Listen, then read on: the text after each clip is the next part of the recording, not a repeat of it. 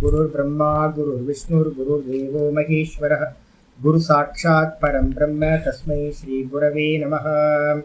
वन्दे गुरूणां चरणारविन्दे सन्दर्शितस्वात्मसुखावबोधे निःश्रेयसे जाङ्गलिकायमाने संसारहालाहलमोघशान्त्यै योगेन चित्तस्य पदेन वाचां मलं शरीरस्य च वैद्यकेन योपाकरोत्तं प्रवरं मुनीनां पतञ्जलिं प्राञ्जलिरानतोऽस्मि।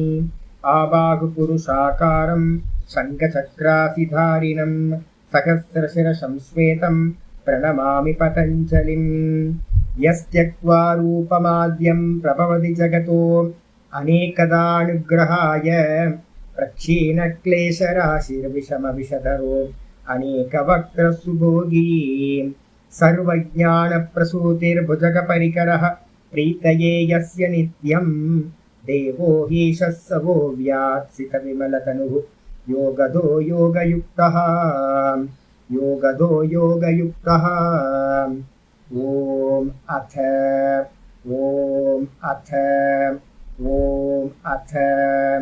अथ योगानुशासनम्। நமஸ்காரம். நம்ம பார்த்துக்கிட்டு இருக்கிறது யோக சூத்திரத்துல வியாச பாஷ்யம் 2வது பாதம். 2வது பாதத்துல நேத்து நம்ம என்ன பண்ணிருக்கோம், 26வது சூத்திரம் பார்த்திருக்கோம். நேத்து 26வது சூத்திரத்துல என்ன சொல்லிச்சு அப்படின்னா, விவேகியாத்திர் அவிப்ளவா ஹானோபாய. விவேகியாத்தின்னு சொல்லக்கூடிய விவேக ஞானம், பிரித்து அறியக்கூடிய ஞானம். திரஷ்டா வேற திருஷ்யம் வேற அப்படின்னு பிரித்து அறியறது. இந்த ஞானம் பாத்தீங்கன்னா அவிப்ளவம் அப்படின்னா என்ன அர்த்தம்? பிளவம்னா பிரேக் ஆகிறது, துண்டுபடுறது, பிளவுபடுறது. அவிப்ளவம்ன்றதுக்கு அர்த்தம் பிளவுபடாம, துண்டுபடாம, பிரேக் ஆகாம சதா இருந்துச்சு அப்படின்னா அதுக்கு என்ன பேர் அப்படின்னா, அதுதான் உங்களுக்கு மோக்ஷத்துக்கு உபாயமாகும். ஹானம்னா மோக்ஷம்.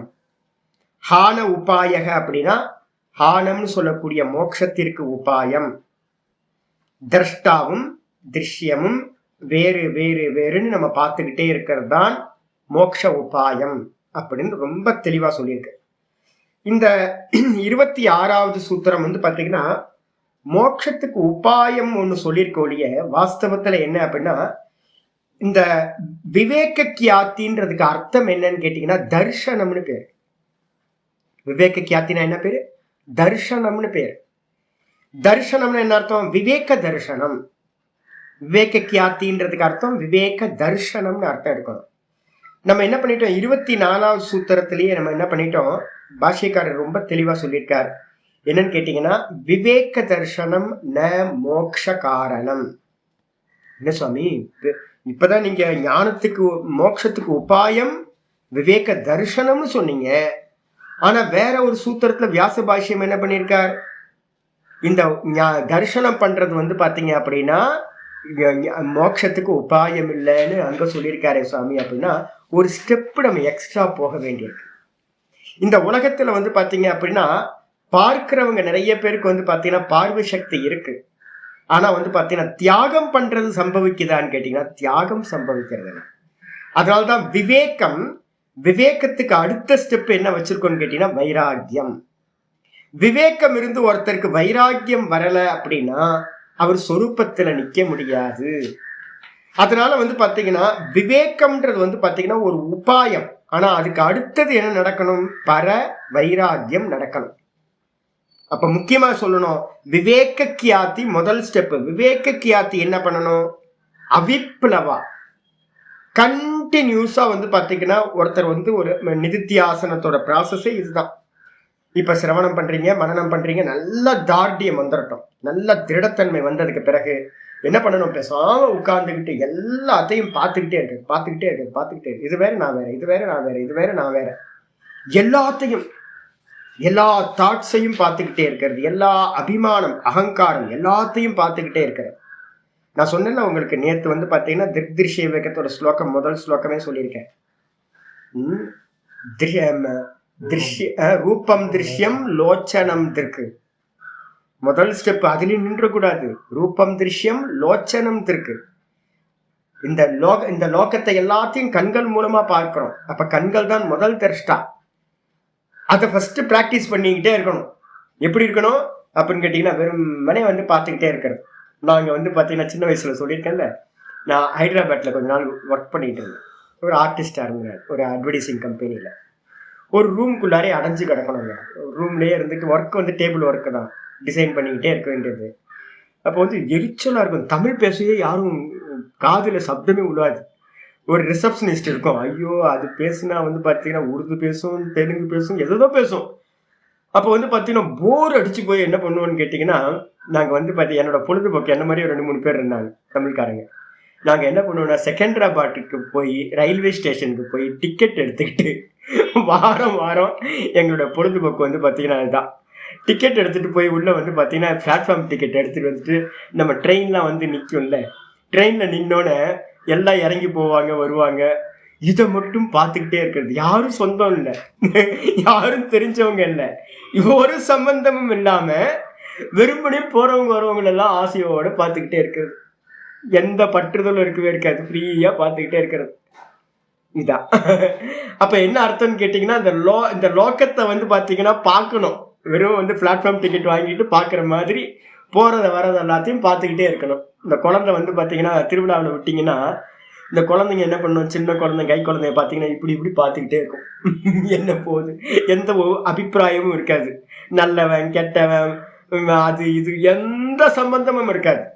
வெறுமனே பார்த்துக்கிட்டே இருக்கிற திருஷ்யம். இது ரூபம் திருஷ்யம் லோச்சனம் திருக்கு. இந்த உலகத்தை முதல்ல அபிப்பிராயம் இல்லாம பார்க்கறது ஒண்ணு. ரெண்டாவது வந்து பாத்தீங்கன்னா இந்த தத்ருஷ்யம் திருப்து மானசம். இந்த கண்களையே வந்து பாத்தீங்கன்னா ஆப்ஜெக்ட் ஆக்குறது. இந்த கண்கள்ன்ற இந்திரியத்தை பார்க்கறது எதை வச்சு பார்க்கறது, மனசை வச்சுக்கிட்டு பார்க்கறது. இது ரெண்டாவது ஸ்டெப். இது கொஞ்சம் அட்வான்ஸ் ஆகிறது. அதுக்கப்புறம் வந்து பாத்தீங்கன்னா மெதுவா விஷயங்களை விட்டுட்டு வந்து பாத்தீங்கன்னா சென்ஸ் ஆர்கன்ஸ் எது அப்படின்னு கவனிக்கிறது. இதை கவனிச்சிங்கனாவே, கண்ணை கவனிச்சிங்கனாவே வெளியில இருக்கிற விஷயங்கள் அவுட் ஆஃப் ஃபோக்கஸ் ஆக ஆரம்பிச்சிடும். இது வந்து பாத்தீங்கன்னா பிராக்டிஸ் பண்ணிக்கிட்டே வர்றது ரெண்டாவது ஸ்டெப். அதுக்கப்புறம் மூணாவது ஸ்டெப் வந்து பாத்தீங்கன்னா போறது திருஷ்யா தீவிருத்தய. மனசோட அதுல நடுவுல ஒரு பிரேக் பண்ணிக்கங்க. மனசோட விற்த்திகள் வந்து பாத்தீங்கன்னா சஞ்சலமா இருக்கும்ல. அப்ப சஞ்சலமா இருக்குன்னு உங்களுக்கு தெரியுதா? ஆமா தெரியுது. அப்ப வந்து பாத்தீங்கன்னா மனோவிற்த்திகளை நீங்க பாக்குறீங்க. மனசு திருஷ்யம், யாரு திரஷ்டானா புத்தி திரஷ்டாவாயிடுது. இதுக்கு அடுத்த ஸ்டெப் போறோம், திருஷ்யா தீவிருத்தய. இந்த புத்தியில எதெல்லாம் ஞானமா உண்டாகுதோ அது எல்லாம் புத்தி விருத்தி அப்படின்னு பேரு. அந்த புத்தி விருத்தி எல்லாத்துக்கும் பேரு தீவிருத்தின்னு பேரு. அந்த புத்தி விருத்தி எல்லாம் திருஷ்யமா பார்க்கிறது. ராம ராம ராமன்னு ஒரே தாட்டு போயிட்டு இருந்தாலும் சாலிடான தாட்டு எல்லாமே புத்தின்னு பேரு. அத்தியவசாயோ புத்தி. நிச்சயமா கன்க்ளூஷனா எந்த தாட்டு வந்தாலும் அந்த தாட்டு வந்து புத்தி விருத்தின்னு பேரு. அப்ப அந்த புத்தி விருத்தியையும் என்ன பண்றது, ஆப்ஜெக்ட் பண்ணி பார்த்துக்கிட்டே இருக்கிறது, சிங்க் ஆகாம. அப்படி பார்த்துக்கிட்டே இருக்கிறோம். அப்படின்னா யாருப்பா பார்க்கறது அப்படின்னு கேட்டீங்கன்னா, பார்க்கிறவன் வந்து பாத்தீங்கன்னா சாட்சி, திரஷ்டா சாட்சி ஆயிடும். நது திருஷ்யதே திருக்கு சாட்சி திருக்கேவ. சாட்சி வந்து பாத்தீங்கன்னா திருக்கா இருக்கின்றான். அவன் வந்து பாத்தீங்கன்னா நது திருஷ்யதே, அவன் யாருக்கும் பார்க்கப்படுபவனா ஆவதில்லை. அப்ப வந்து பாத்தீங்கன்னா வாஸ்தவத்துல புத்தியில இருக்கக்கூடிய விருத்தி, ரெண்டு விருத்தி நான் சொல்லியிருக்கேன் புத்தியில. ஒண்ணு என்னன்னு கேட்டீங்கன்னா, நாம ரூபங்களா இருக்கிற விருத்தி நாம ரூபமா பரிணமிக்கும். அதுக்கப்புறம் அந்த நாம ரூபத்துக்கு கீழே வந்து பாத்தீங்கன்னா ஒரு ஆதார தத்துவம் சச்சிதானந்தம் இருக்கும். இதோட ரிஃப்ளெக்ஷன் என்ன ஆகும்னு கேட்டீங்கன்னா, உங்களுக்கு வந்து பாத்தீங்கன்னா இதோட அட்டாச்மெண்ட் ஆகிறது. எனக்கு இது தெரியும், எனக்கு இது தெரியாது அப்படின்னு அபிமானத்தை அடைஞ்சிங்கன்னா அதுக்கு பேர் அபிமான விருத்தி, அஸ்மிதா விருத்தி அப்படின்னு பேர். அதே அஸ்மிதா விருத்தி வந்து பாத்தீங்கன்னா அபிமானத்தை அடையாம இருந்துச்சுன்னா அதுதாங்க வந்து பாத்தீங்கன்னா ஆத்மா. அபிமானத்தை அடைஞ்சா அது அபிமான விருத்தி, அகங்காரம்னு பேரு. எப்ப அபிமானத்தை அடையாம அது செப்பரேட் ஆயிருந்து அந்த புத்தி விருத்தியோட எனக்கு சம்ஸ்கிருதம் தெரியல, சரியா தெரியல, எனக்கு யோக சூத்திரம் தெரியும், எனக்கு பிரம்மசூத்திரம் தெரியாது, எனக்கு அது தெரியும் இது தெரியும் அப்படின்றதுல வந்து எந்த ஒரு கில்ட்டியும் இல்லாம, எந்த ஒரு அபிமானமும் இல்லாம, எனக்கு இது தெரியும்னு பெருமையும் இல்லாம, எனக்கு இது தெரியாதுன்னு சிறுமையும் இல்லாம, வெறும் நான் இந்த புத்திக்கு இது தெரியும், இந்த புத்திக்கு இது தெரியும், இந்த புத்திக்கு இது தெரியாது, இந்த புத்திக்கு இது கன்ஃபியூஸா இருக்கு அப்படின்னு வந்து பாத்தீங்கன்னா எவன் அட்டாச்மெண்ட் இல்லாம எவன் பார்க்கிறானோ அவன் சாட்சி. இதே இவன் வந்து பாத்தீங்கன்னா அந்த புத்தி விருத்தியோட சிங்க் ஆயிட்டான் அப்படின்னா அவனுக்கு என்ன பேரு? பல வியாப்தின்னு நான் ஏற்கனவே சொல்லிட்டேன். பலன் எடுக்க ஆரம்பிச்சிட்டான், அபிமானம் வந்துருச்சுன்னு அர்த்தம். அப்ப அந்த அபிமானப்படுறவனுக்கு பேரு என்ன பேரு? அபிமான விருத்தின்னு பேரு. அப்ப புத்தியில வந்து பாத்தீங்கன்னா மொத்த தாட்டும் வந்து பாத்தீங்கன்னா புத்தியில இருக்கிற நாலேஜ் எல்லாம் புத்தி விருத்தி கூட வந்து பாத்தீங்கன்னா அபிமான விருத்தி. இத ரெண்டுத்தையும் எவன் பார்க்கிறானோ அவன்தான் சாட்சி அப்படின்னு பேர். அவன் யாருக்கும் பார்க்கப்படுபவன் இல்லை. அப்ப வந்து பாத்தீங்கன்னா இது வரைக்கும் நம்ம வந்து ஸ்டெப் பை ஸ்டெப்பா உள்ள போகணும். இதுக்கு வந்து பாத்தீங்கன்னா வேதாந்தத்துல கட்டோபனிஷத்துல வந்து லயப்பிரக்கிரியான்னு சொல்லுவாங்க. இங்க வந்து பாத்தீங்கன்னா உபாசகனுக்கு வந்து பாத்தீங்கன்னா சவித்தர்க்கம், நிர்வித்தர்க்கம், சவிச்சாரம், நிர்விச்சாரம், சானந்தம், சாஸ்மிதான்னு ஒவ்வொன்னா போக்கஸ் பண்ணி அடுத்தடுத்த ஸ்டேஜ்ல போக்கஸ் பண்ணி அடுத்தடுத்த லெவலுக்கு போறது. இது வந்து பாத்தீங்கன்னா யோகத்துல. இதே வந்து பாத்தீங்கன்னா திருஷ்டாதிருஷ்யத்துல சொன்னீங்க அப்படின்னா ஒவ்வொன்னத்தையா நின்னு பார்த்து இது நான் இல்லை, இது நான் இல்லை, இது நான் இல்லை, இது திருஷ்யம் அப்படின்னு நேத்தி பண்றதுன்னு சொல்லுவாங்க. லய பிரக்ரியான்னு சொல்லலாம், இல்லைன்னா நேத்தி பிரக்ரியான்னு சொல்லலாம். இதை வந்து பாத்தீங்கன்னா வேதாந்தத்துல அதத்து வியாவிருத்தின்னு சொல்லுவாங்க. இதுக்கு என்ன பேரு? நேத்தி பண்றதுக்கு பேரு அதத்து வியாவிருத்தி. இது நான் இல்லை அப்படின்னு. அப்ப லாஸ்ட் வந்து பாத்தீங்கன்னா இந்த பிரக்ரியா வந்து பாத்தீங்கன்னா சுவாமி இந்த நேத்தின்னு 2 வாட்டி சொல்லியிருக்குல்ல, நித்தியம் வீப்சயோகோ அப்படின்னு ஒரு சூத்திரம் பாணினி சூத்திரத்துல இருக்கிறது. எங்க ஆச்சாரியர்கள் எல்லாம் என்ன பண்ணுவாங்கன்னு கேட்டீங்கன்னா அதுக்கு வீப்சான்றதுக்கு அர்த்தம் வந்து பாத்தீங்கன்னா ரெட்டையா சொன்னீங்கன்னா சட குடு சல அது மாதிரி நேத்தி அப்படின்றது வந்து 2 வாட்டி சொல்லிச்சு அப்படின்னா அதுக்கு வந்து இரட்டை கிளவின்னு நம்ம தமிழ்ல யூஸ் பண்ணுவோம். தமிழ்ல வந்து ரெட்டை கிளவின்னு சொல்றது, இங்கிலீஷ்ல என்னன்னு தெரியல. அது வந்து பாத்தீங்கன்னா நேத்தி அப்படின்னு சொல்லியிருக்கு. சூத்திரத்துப்படி வந்து பாத்தீங்கன்னா அதுக்கு என்ன அர்த்தம்னா நித்தியம் வீப்சயோகோ. வீப்சான்றதுக்கு அர்த்தம் அந்த 2 வாட்டி யூஸ் பண்ண வீப்சா. அந்த வீப்சா வந்து எப்போ வரும் அப்படின்னா நித்தியம்ன்ற சப்தம் வந்து பாத்தீங்கன்னா எல்லா எப்பவுமே டபுள் பயன்படுத்தும் அப்படின்னு இருக்கு. எங்க சாஸ்திரத்துல வந்து என்னோட குருநாதர்கள் பெரியவங்க எல்லாம் சொல்லுவாங்க. என்னன்னு கேட்டீங்க அப்படின்னா ஆச்சாரியர்கள்லாம் வந்து பாத்தீங்கன்னா இதை பத்தி கொஞ்சம் நிறைய விசாரம் எல்லாம் பண்ணியிருக்காங்க. அவங்க எல்லாம் சொல்லுவாங்க என்னன்னு கேட்டீங்கன்னா நேத்தின்றது வந்து எப்ப பண்ணணும் சுவாமி? ஏதாவது ஒரு காலையில ஒரு 1/2 மணி நேரம், சாயந்தரம் ஒரு 1/2 மணி நேரம் நான் நிதித்தியாசனம் பண்றேன் சுவாமி. பரமார்த்தன் சுவாமியோட சிஷ்யை ஒரு அம்மா வருவாங்க சென்னையில இருந்து, கேரளாக்கார அம்மா, நல்ல அம்மா, ரொம்ப அருமையான அம்மா, ரொம்ப சாஃப்ட். ரொம்ப அவங்க சொல்லுவாங்க, சாமி நான் காலையிலயும் சாயந்தரமும் நிதித்தியாசனம் பண்றேன் சாமி அப்படின்னு. நான் சொன்னா உடனே சொல்லுவேன், தப்பு, நீங்க சொல்றதே தப்புமா, ஆபாசமா பேசுறீங்க. நிதித்தியாசனம்ன்றது வந்து பாத்தீங்கன்னா காலையில ஒரு 1/2 மணி நேரம், சாயந்தரம் ஒரு 1/2 மணி நேரம் பண்றது இல்லை. ஏன் அப்படின்னு கேட்டீங்கன்னா மந்திரம் வந்து பாத்தீங்கன்னா பிருகதாரண்யத்துல சொல்லுது, பாண்டித்யம் நிர்வித்ய பாலேன திஷ்டாசேத். பாண்டித்யம்ன்றதுக்கு அர்த்தம் வந்து பாத்தீங்கன்னா சிரவணம். நல்ல குருநாதர்கிட்ட இருந்து மிச்சமில்லாம சிரவணத்தை பண்ணணும். நிசேஷம் கிருத்வா. நல்ல குருநாதர்கிட்ட இருந்து இப்போ அவசரப்படாதீங்க. இப்ப நிறைய பேர் என்ன பண்றாங்க, சுவாமி என்னால பண்ண முடியலையே, இப்ப என்ன பண்ண சொல்லணும்? உங்களை எவ்வளவு முடியுமோ அவ்வளவு பண்ணுங்க. பண்ண முடியாது. ஏன்னு கேட்டீங்கன்னா பலம் வந்து பாத்தீங்கன்னா ஒரு பலம் வந்தாதான் அது வந்து பாத்தீங்கன்னா அடுத்த ஸ்டெப்புக்கு போகும். அப்ப இப்ப என்ன பண்ணுங்க அப்படின்னு கேட்டீங்கன்னா மனசை காதை திறந்து வச்சுக்கிட்டு சிரவணம் பண்ணுங்க. எவ்வளோ மேய்ச்சல் மைதானத்துல மேய முடியுமோ அவ்வளோ மாடு மேயிற மாதிரி நம்ம மேய்ஞ்சிக்கிட்டே இருக்கணும். 3 கிளாஸையும் ஃபுல்லா கேட்டுட்டே இருங்க. உள்ள போட்டோம், எல்லாம் ஃப்ளோ ஆகட்டும். மெதுவா என்ன பண்ணணும்? பாண்டித்யம் நிர்வித்ய. பாண்டித்யத்தை வந்து இப்ப சிரவணத்தை மிச்சமில்லாமல் நிசேஷம் கிருத்வா, மிச்சமில்லாமல் செய்து என்ன பண்ணணும்னு கேட்டீங்கன்னா பால்யேன திஷ்டாசேத். பால்யம் அப்படின்னா பலசிய பாவம். பால்யம், ஒரு பலம் வரும் உங்களுக்கு சிரவணம் பண்றதுனால. என்ன பலம் சுவாமி அப்படின்னா, இப்ப நான் டெய்லி காலையில இருந்து இதே தானே சொல்லிட்டு இருக்கேன், திருஷ்டாதிருஷ்யம். காலையிலயும் அதே தானே, காலையில பாடத்துலயும் அதே தான், ஈவினிங் பாடத்தை எடுத்தீங்கன்னாலும் அங்கேயும் வந்து பாத்தீங்கன்னா அதே தான். விஷ்ணு சஹஸ்ரநாமத்திலையும் ஒரே திரும்ப 3 கிளாஸ் கேட்டு ஒரு 3 வருஷம் இப்படி கேட்டோம்னா என்ன ஆகும்னு கேட்டீங்கன்னா புத்தி கண்ணை திறந்தாவும் கண்ணை மூணாலும் வந்து பாத்தீங்கன்னா புத்தி அதுமயமா வர ஆரம்பிச்சிடும். எதை யோசிச்சீங்கனாலும் சிந்தனை பண்ணீங்கனாலும் இந்த தாட்டு தான் வந்து பார்த்தீங்கன்னா சிந்தனைக்கு வரும். அதுதான் பலம்னு பேர். சிரவணத்தினால உண்டாகக்கூடிய பலத்துக்கு பேரு பால்யம்னு பேர். பலசிய பாவம் பால்யம், மனனம் அப்படின்னு பேர். அப்ப நீங்க சிரவணத்தை மிச்சமில்லாம நல்லா பண்ணீங்கன்னா ஆட்டோவா உள்ளுக்குள்ளார உங்களுக்கு இது திருஷ்யம் நான் திரஷ்டா, இது திருஷ்யம் நான் திரஷ்டான்னு உள்ளுக்குள்ளார உங்களை வந்து பாடம் கேட்காத சமயத்திலயும் ஆட்டோவா அது போகும். அதுக்கு பேர் வந்து பாத்தீங்கன்னா மனனம் அப்படின்னு பேர்.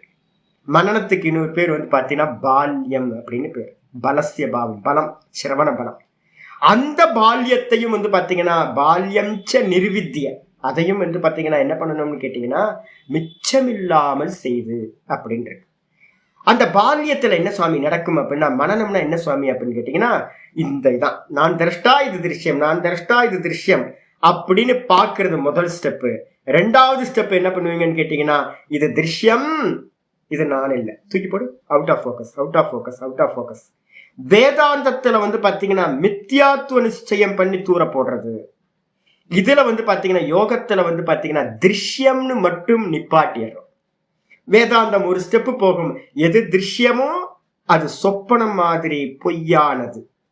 யோகத்துல என்ன பண்றோம், பொய்ன்னு சொல்ல மாட்டோம். என்ன பண்ணுவோம், திருஷ்யம், திருஷ்யம், இது திருஷ்யம் நான் இல்லை, இது திருஷ்யம் நான் இல்லை அப்படின்னு செப்பரேட் பண்ணி நேத்தின்னு பேர். இதுக்கு பேர்.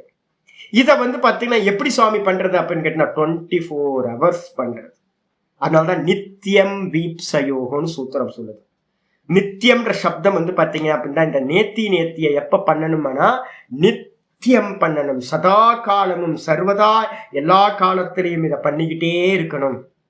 அப்ப என்ன ஆகும், ரமண பகவான் வந்து பாத்தீங்கன்னா சொல்லுவார், ஒரு கோட்டையை வந்து பாத்தீங்கன்னா வசப்படுத்தணும், முற்றுகையிடுதுன்னு சொல்லுவோம்ல. 4 பக்கத்துல இருந்து ஒரு கோட்டை இருக்கு அப்படின்னா அந்த கோட்டைக்கு ஒரு 8 வாசல் இருக்கும், 7 வாசல் இருக்கும், 6 வாசல் இருக்கும்.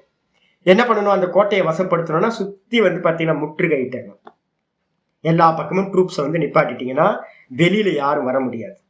அவன் என்ன பண்ணுவாங்க, கேட் எல்லாம் க்ளோஸ் பண்ணிட்டு கோட்டை கதவை மூடிட்டு உள்ளுக்குள்ளார வந்து பாத்தீங்கன்னா சௌக்கியமா இருப்பான். எவ்வளவு நாள் சௌக்கியமா இருப்பான், உள்ள இருக்கக்கூடிய சாப்பாடு எல்லாம் தீர்ந்து போற வரைக்கும், ஸ்டோர் ரூம்ல எவ்வளவு இருக்கோ அதெல்லாம் தீர்ந்து போற வரைக்கும் உள்ள இருக்க முடியும். ஒரு மாசம் 2 மாசம் 3 மாசம் இருந்ததுக்கு அப்புறம் வேற வழி இல்லாம என்ன பண்ணுவான், கேட்டை திறந்துக்கிட்டு ஒவ்வொருத்தனா வெளியில வருவான். அப்படி வெளியில வரும்போது வந்து பாத்தீங்கன்னா ஒவ்வொருத்தனையும் வெட்டிக்கிட்டே இருக்கணும். 4 கேட்ல இருந்துகிட்டு வரவன் எல்லாத்தையும் வெட்டிக்கிட்டே இருக்கணும். வெட்டிக்கிட்டே இருந்தீங்க அப்படின்னா ஒரு டைம்ல வந்து பாத்தீங்கன்னா உள்ள இருக்கிற யாரெல்லாம் எம்டி ஆயிடுவாங்க. எம்டி ஆனோன்னா கோட்டை உங்க வசமாயிடும். இதுதான் வந்து பாத்தீங்கன்னா நம்ம என்ன பண்ண போறோம், முதல்ல வந்து பாத்தீங்க அப்படின்னா கேட் எல்லாம் க்ளோஸ் பண்ணிட்டு நல்லா இந்திரிய நிகிரகம் மனோ நிகிரகம் பண்ணிட்டு வெறும் 4 பக்கமும் யாரும் உள்ள போகாம யாரும் வெளியில வராம பார்த்துக்கிட்டே இருக்கிறது. கொஞ்ச நாள்ல என்ன ஆகும், விஷயம் வந்து பாத்தீங்கன்னா உள்ள ஃபீடிங் பண்ணாம விட்டீங்கன்னா உள்ள இருக்க ஸ்டோர் ரூம் காலி ஆயிடும். ஒரு டைம்ல எம்டினஸ் ஆகும். எம்டினஸ் ஆகும்போது ஒவ்வொருத்தரா வெளில வருவாங்க. வெளியில வர தாட் எல்லாத்தையும் வெளியில இருந்துகிட்டு இது நான் இல்லை இது திருஷ்யம், இது நான் இல்லை இது திருஷ்யம், இது நான் இல்லை இது திருஷ்யம் அப்படின்னு வெட்டிக்கிட்டே இருக்கிறது. இதான் நேத்தி அதத்து வியாவிருத்தி அப்படின்னு பேர். இதை வெட்ட வெட்ட வெட்ட வெட்ட ஒரு டைம்ல என்ன ஆயிடும்னு கேட்டீங்கன்னா ரொம்ப சீக்கிரமாவே என்ன ஆயிடும், மனசு வந்து பாத்தீங்கன்னா ஒரு எம்டினஸ் வர ஆரம்பிச்சிடும். அதுக்கு பேர் தான் வந்து பாத்தீங்கன்னா அமினிபாவம் அப்படின்னு பேர். அப்ப இந்த நேத்தி பண்றதுக்கு என்ன பேரு அப்படின்னா அதுதான் இங்க 26வது சூத்திரத்தை சொல்லுது, விவேக கியாதி. அவிப்ளவான்றதுக்கு அர்த்தம் என்னது அப்படின்னு கேட்டீங்கன்னா பிரேக் இல்லாம, பிளவம்னா பிளவுபடாமல், அவிப்ளவம்ன்றதுக்கு அர்த்தம் பிளவுபடாமல், பிளவம்னா பிளவுபடுதல், பிரேக் ஆகிறது. அவிப்ளவா சதா காலமும், அதான் நித்தியம் வீப்ச யோக சூத்திரப்படி சதா பண்ணிக்கிட்டே இருக்கிறோம் அப்படின்னா அதுதான் ஹானம்னு சொல்லக்கூடிய மோட்சத்துக்கு உபாயமாகுது. அப்ப என்ன பண்ணணும் அப்படின்னு கேட்டீங்கன்னா எது வரைக்கும் பார்த்துட்டு விட்டுறலாமா இல்ல வந்து அவுட் ஆஃப் ஃபோக்கஸ் பண்ணணுமா? பார்க்கறதுனால மோட்சம் இல்லை சாமி, பார்த்து வெட்டணும். இது நான் இல்லை இது திருஷ்யம், இது நான் இல்லை இது திருஷ்யம், இது நான் இல்லைன்னு விட்டுட்டீங்கன்னு வச்சுங்க, என்ஜாய் பண்ண ஆரம்பிச்சிட்டீங்கன்னா மோட்சம் கிடைக்காது. அப்ப என்ன பண்ணணும்னு கேட்டீங்கன்னா வெட்டணும், நேத்தி பண்ணணும். இது நான் இல்லை இது நான் இல்லை இது நான் இல்லை. நீங்க இந்த ப்ராசஸ் வந்து நீங்க உட்கார்ந்து பாருங்க. ஜபம் பண்றீங்கன்னு வச்சுங்களேன், கண்ணை மூடி உட்காருங்க நாளைக்கே, இல்லைன்னா இன்னைக்கு சாயந்தரம் உட்காருங்க. நீங்க வேற எந்த மெத்தட் யூஸ் பண்ணாலும் வந்து பாத்தீங்க அப்படின்னா இந்த மனசு அடங்கவே அடங்காது. மோசமான மனசு இது. எப்போ நீங்க வந்து பாத்தீங்கன்னா கொஞ்சம் அவர் வர ஆரம்பிக்கிறார், மெதுவா வந்து உட்கார்ந்தோன்னே எந்த தாட் வந்தாலும் இது நான் இல்லை, இது பொய், இது திருஷ்யம், இது நான் இல்லை, இது பொய், இது திருஷ்யம், இது அற்புதமான மருந்துங்க இது. இந்த மெத்தடை நீங்க யூஸ் பண்ணி ஒரு நெகட்டிவ் பண்ண ஆரம்பிச்சீங்கன்னா ரொம்ப குயிக்கா வந்து பாத்தீங்கன்னா நீங்க மெடிடேஷன்ல வந்து பாத்தீங்கன்னா பக்காவா போய் எஸ்டாப்ளிஷ் ஆக முடியும். ஒரு கொஞ்ச நேரம் 2 நிமிஷம் 3 நிமிஷம் பண்ணீங்கன்னாவே வந்து பாத்தீங்கன்னா மனசு மெதுவா மெதுவா வந்து விஷயத்தை விட ஆரம்பிச்சிடும் உங்களுக்கு. இந்த மனசுக்கு சொல்லணும் இது பொய், இது திருஷ்யம், இது பொய், இது திருஷ்யம், இது பொய், இது திருஷ்யம் அப்படின்னு. வேதாந்தியா இருந்தா இது திருஷ்யம் பொய்ன்னு சொல்லுவான். யோகியா இருக்கிறவன் என்ன சொல்லுவான், இது திருஷ்யம், இது திருஷ்யம், அதோட நிப்பாட்டிப்பான். இது நான் இல்லை, இது திருஷ்யம், இது நான் இல்லை, இது திருஷ்யம், இது நான் இல்லை. இதை சொல்லிக்கிட்டே வர வர வர வர மனசு வந்து பாத்தீங்கன்னா அமணிபாவத்தை அடையும். அமணிபாவத்தை அடையும் போது வெட்டினாதான் அமணிபாவத்தை அடையும். விட்டுட்டீங்கன்னா அது போக போக அது அப்படியே இருக்கும். அப்போ வந்து பாத்தீங்கன்னா விவேக தரிசனம் முதல் ஸ்டெப்பு. 2வது ஸ்டெப் வந்து பாத்தீங்கன்னா வெட்டி நெகேட் பண்றது இருக்கே, அதுதான் 2வது ஸ்டெப்பு. அதுக்கு பேர் தான் என்ன பேரு, வைராக்கியம் அப்படின்னு பேர். அப்ப அந்த வைராக்கியத்துக்கு என்ன பேர் சுவாமினா கடைசியில எம்டினஸ் ஆகும். எம்டினஸ் ஆன சித்தத்தையும் கூட வந்து பாத்தீங்கன்னா அதை பார்க்கறதுல கூட வந்து எம்டியா இருக்கிற மனசை பாக்குறீங்கன்னு வச்சுங்க, அது எப்படி அப்படின்னா அந்த மனசு வந்து பாத்தீங்கன்னா ஈஸ்வர சுரூபம். அது வந்து பாத்தீங்கன்னா பேரானந்தத்தை கொடுக்கும். அதுலயும் ஒரு வைராக்கியம் உங்களுக்கு வரணும். அதுலயும் வைராக்கியம் வந்துச்சு அப்படின்னா அதுக்கு பேர் பர வைராக்கியம். அதையும் பார்க்கறத நிப்பாட்டினா அப்படின்னா அதர்ஷன அபாவம். அந்த அந்த சித்தம் சொல்லக்கூடியது கண்ணுக்கு தெரியாமல் அபாவத்தை அடையும் போது அதுதான் மோட்சம் என்று சொல்லப்படுகிறது. ததா திரஷ்டுகு சுரூபே அவஸ்தானம். அப்ப தான் தானா இவன் சொரூபத்துல வந்து பாத்தீங்கன்னா நிலை பெறுகின்றான். இதுல கீதால சொல்லியிருக்கல 20வது ஸ்லோகம் 18வது ஸ்லோகம் 6:18. யதா விநியதம் சித்தம் ஆத்மனி ஏவ அவதிஷ்டதே வார்த்தை இருக்கு. எல்லாமே தாட்டெல்லாம் நிப்பாட்டுறோம் முதல்ல.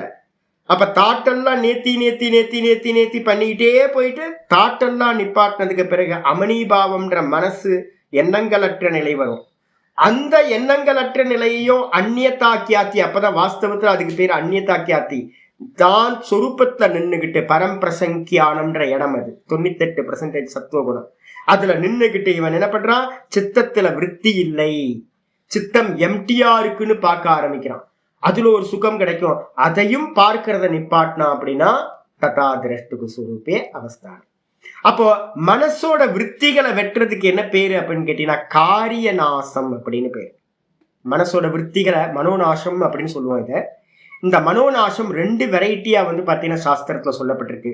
ஒண்ணு வந்து பாத்தீங்க அப்படின்னா என்ன பேரு, ஒண்ணு வந்து பாத்தீங்கன்னா காரிய நாசம்.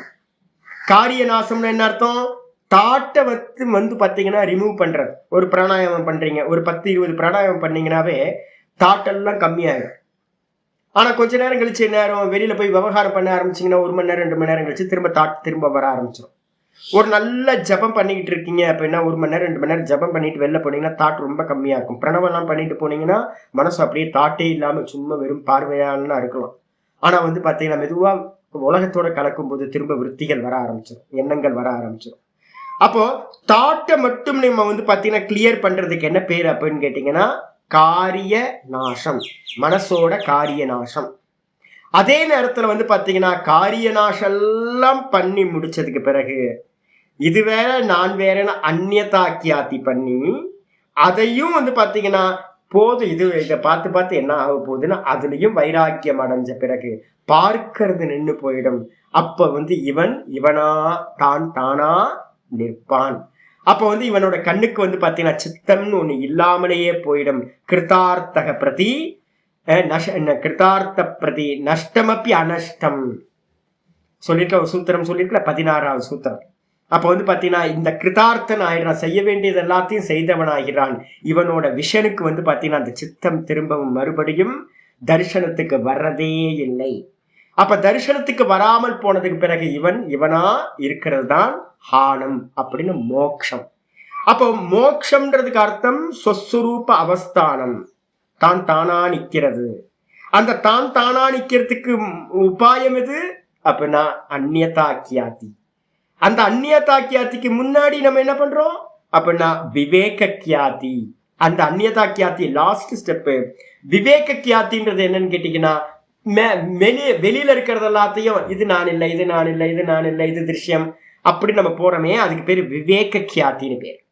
இந்த விவேக கியாத்தியோட முடிவுல வெறும் சித்தம் மட்டும் இருந்துச்சு அப்படின்னா, எண்ணங்கள் இல்லாத சித்தம் மனசு, அதை நீங்க பார்க்கும்போதுதான் அதுக்கு பேரு அந்நியதா கியாத்தின்னு பேரு அப்படின்னு சொல்லுவாங்க. அப்ப இதுதான் வந்து பாத்தீங்கன்னா பிளவுபடாம சதா போகணும். சன்னியாசிகள்லாம் என்ன பண்ணுவாங்க, நிச்சயம் நிதித்தியாசனத்துல போறவனா, நான் சொல்லியிருக்கேன் 2 நிதித்தியாசனத்துல வந்து பாத்தீங்கன்னா 2 இருக்கு, எல்லாத்துலயுமே 2 இருக்கு. ஸ்தூல சிரவணம், சூக்ஷ்ம சிரவணம். இப்ப நிறைய பேர் வந்து பாத்தீங்கன்னா பாடம் படிச்சவங்க நம்ம கிளாஸ்ல நிறைய பேர் இருக்காங்க பாடம் படிச்சவங்கலாம். அப்ப வந்து பாத்தீங்கன்னா பாடம் படிச்சவங்கள இப்ப திரும்ப கேட்கறாங்களே சுவாமி அப்படின்னா, அவங்களுக்கு அந்த சிரவணம் எப்படிப்பட்டதா இருக்குன்னா ஃபெமிலியர் ஆகிட்டே இருக்கும். இப்ப நான் கொடுக்குறேன் கொட்டேஷன்ஸ் எல்லாம் கொடுக்குறேன்ல, எதுக்காக கொடுத்துட்டு இருக்கேன் தெரியுங்களா? நீங்க பிகினர்ஸ்க்கு மட்டும் நான் பாடம் எடுத்தேன்னு வச்சுங்களேன், இப்படி எடுக்கவே மாட்டேன்.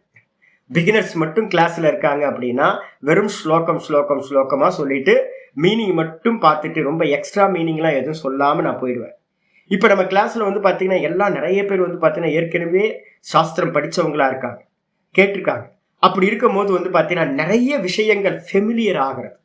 இங்க உபனிஷத்துல இருக்கு, கீதால இருக்கு, அது இதுன்னு எல்லாத்தையும் எடுத்து வச்சு நம்ம சொல்லும் போது என்ன ஆயிரும், ரொம்ப ஃபெமிலியர் ஆயிடும்.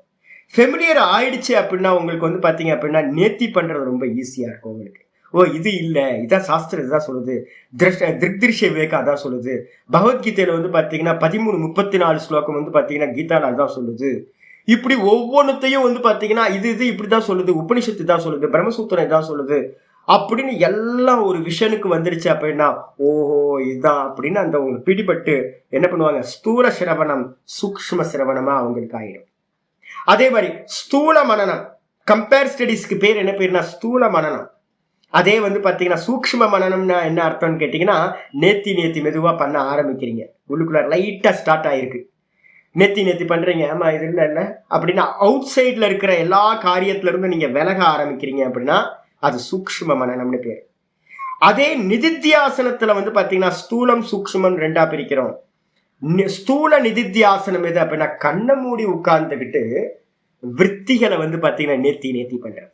பாக்குறதுக்கு எப்படி தெரியும், வெளியில ஒருத்தர் தியானத்துல இருக்காருன்னு தெரியும். ஆனா தியானத்துல இல்ல, அவர் என்ன பண்றாரு அப்படின்னு கேட்டா உள்ள இருக்கிற தாட் எல்லாத்தையும், எந்த தாட் வெளியில வந்தாலும் அந்த தாட்டை இது இல்லைன்னு ஒரு ப்ராசஸ் நடந்துட்டு இருக்கு. அதுக்கு பேரு ஸ்தூல நிதித்தியாசனம்னு பேரு.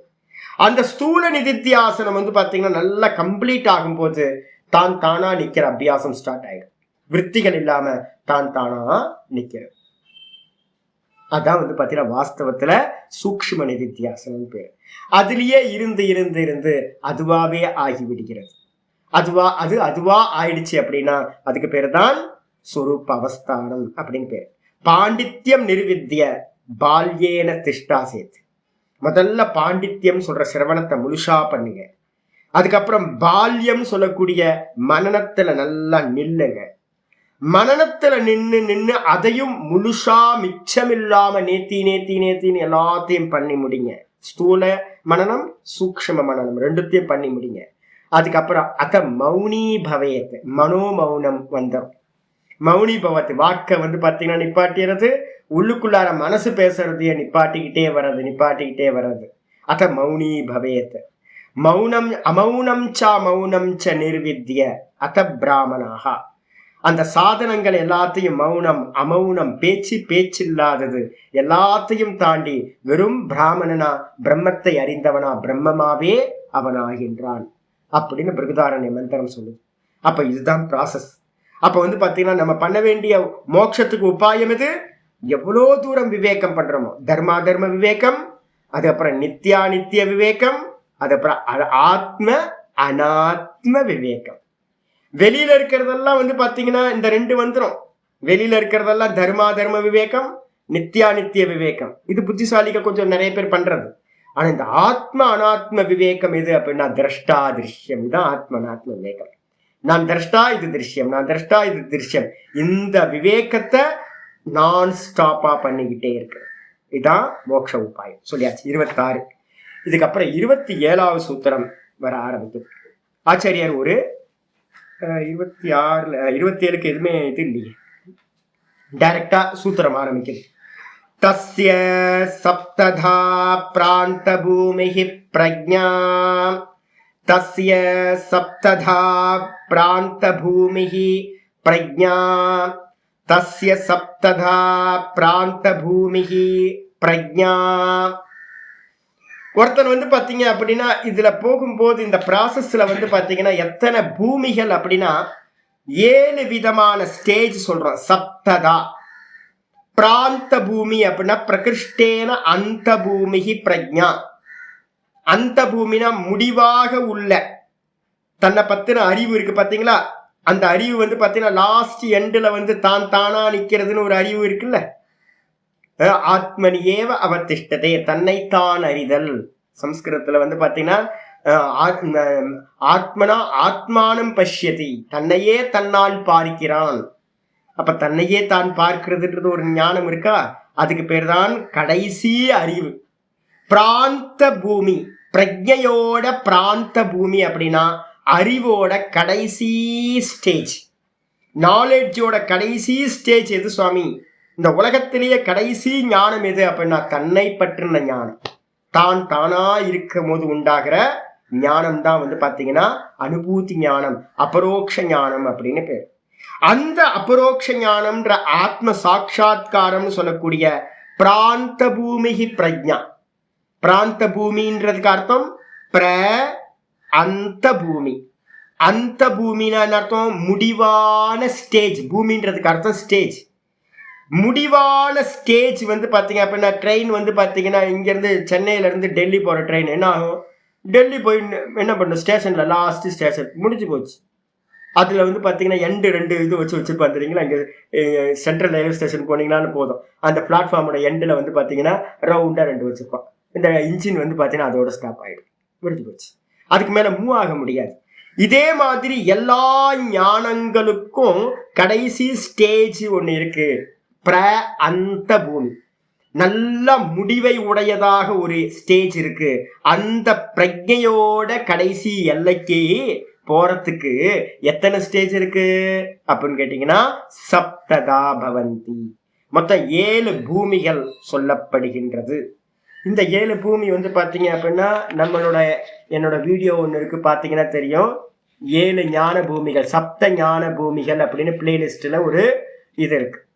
இதே வந்து பாத்தீங்க அப்படின்னா இதுலயும் அன்னபூர்ண உபனிஷத்துலயும் இருக்கு. மகோபனிஷத்து உங்களோட பேஜ் 65வது பேஜ்ல கீழே கொடுத்துருக்கேன் பாருங்க, இந்த சூத்திரம் முடிகிற இடத்துல ஒரு நோட்ஸ் கொடுத்துருக்கேன் பாருங்க. மகோபனிஷத்துன்னு ஒரு உபனிஷத்து, அதுல 5வது சாப்டர் மகோபனிஷத் 5வது சாப்டர் 26ல இருந்து 36 ஸ்லோகம் வரைக்கும் ஞான பூமிகளை பத்தி பேசுது. நிறைய பேர் நினைச்சுட்டு இருக்காங்க கைவல்ய நவநீதத்துலதான் சுவாமி நாங்க பார்த்திருக்கோம் அப்படின்னு. கைவல்ய நவநீதம் புக்கு, தமிழ் புக்கு படிச்சவங்களுக்கு எல்லாம் தெரியும், சப்த ஞான பூமிகள் அதுல இருக்கு. அவங்க என்ன நினைச்சிட்டு இருக்காங்கன்னா வேற எங்கேயாவது உபனிஷத்துல, மேஜர் உபனிஷத்துல பாத்தீங்கன்னா தெரியாது. ஆக்சுவலா எங்க இருக்கு அப்படின்னா 2 உபனிஷத்துல நம்ம பிரதானமா சொல்றோம். ஒன்னு மகோபனிஷத் 6வது சாப்டர் 26ல இருந்து 36 வரைக்கும். அதுக்கப்புறம் அன்னபூர்ண உபனிஷத், மந்திரம் தெரியல, நான் பார்க்க சொல்றேன், நாளைக்கு கிளாஸ்ல பார்க்க சொல்றேன். அன்னபூர்ண உபனிஷத்துலயும் இதே விஷயம் சொல்லப்பட்டிருக்கு. இத வந்து பாத்தீங்கன்னா நம்ம சப்த ஞான பூமிகள் அப்படின்னு நம்ம வேதாந்தத்துல சொல்றது. இதே வந்து பாத்தீங்கன்னா யோகத்துல சொல்லும் போது பிராந்த பூமி பிரஜ்ஞா, சப்ததா பிராந்த பூமி பிரஜ்ஞான்னு சொல்றோம். இதே பௌத்த மதத்துல சொல்லும் போது வந்து பாத்தீங்கன்னா தசபூமி சூத்திரன்னு ஒரு சூத்திரமே இருக்கு. பௌத்த மதத்துல வந்து பாத்தீங்கன்னா தசபூமி சூத்திரம் அப்படின்னு 10 ஸ்டேஜா வந்து பாத்தீங்கன்னா அவங்க பிரிச்சு வச்சிருக்காங்க. இதுல வந்து பாத்தீங்கன்னா ஒவ்வொன்னா நம்ம பார்ப்போமா. எது முன்னாடி அது மனசோடது, அது மனசோட பூமி, சித்த பூமையா, அது சித்தத்தோட பூமி.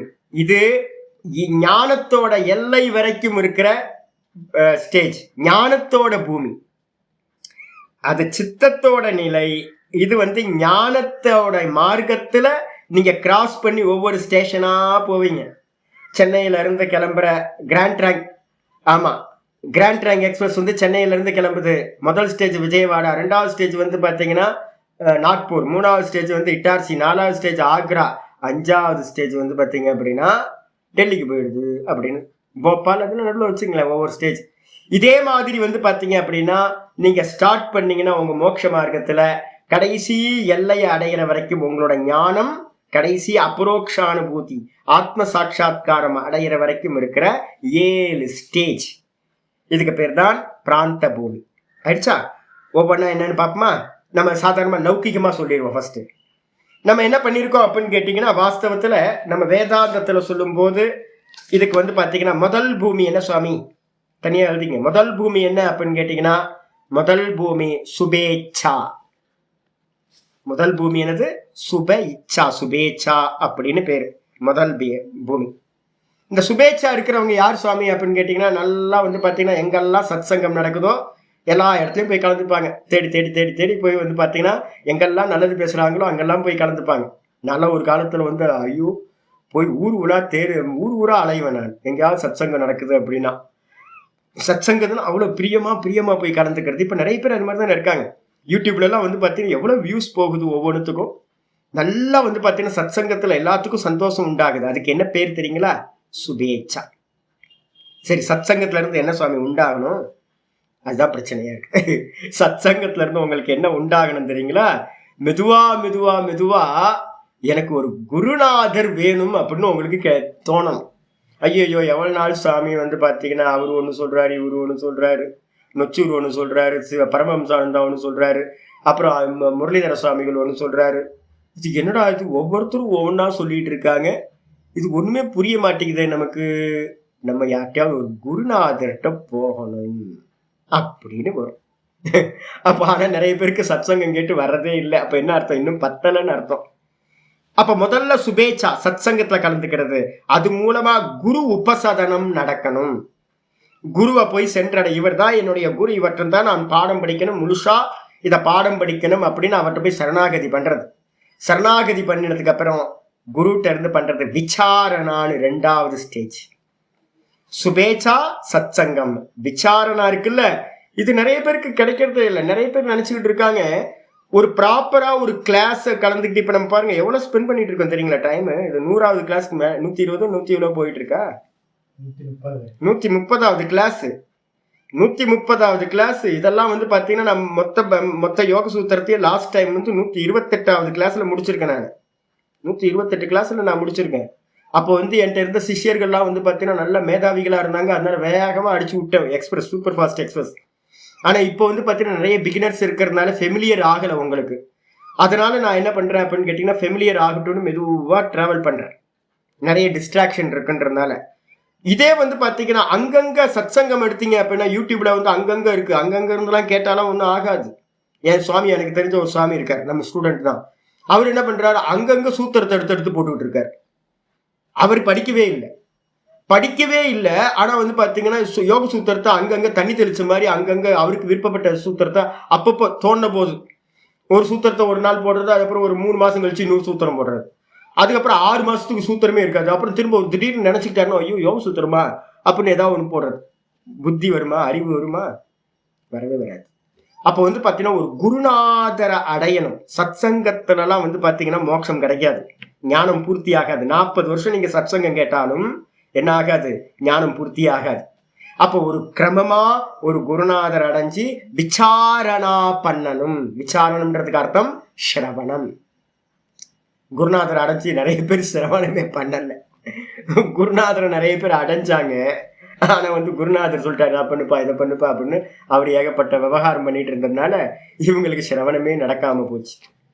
அது மாதிரி ஆயிடும். குருநாதரை அடையிறதுக்கு அர்த்தமே விசாரத்துக்காக தான். சிரவணம், விசாரணான்றதுக்கு அர்த்தம் பிராக்கெட்ல போட்டுக்கணும், சிரவணம். சுபேச்சா என்னது? சத்சங்கம்.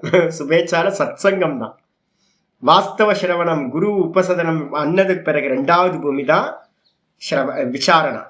3வது பூமி என்ன சாமி அப்படின்னு கேட்டீங்கன்னா, வேதாந்தம் கேட்க இப்பயும் நிறைய பேர் என்கிட்ட சொல்றீங்க, நிறைய விட்டு போச்சு சாமி, ஊருக்கு போறதெல்லாம் விட்டு போச்சு, காசிப்பெல்லாம் விட்டு போச்சு, தேவையில்லாத நிறைய விவகாரம் பண்ணிட்டு இருந்தோம், எல்லாம் விட்டு போச்சு சாமி, போறது வர்றது எல்லாம் விட்டு போச்சு சாமி.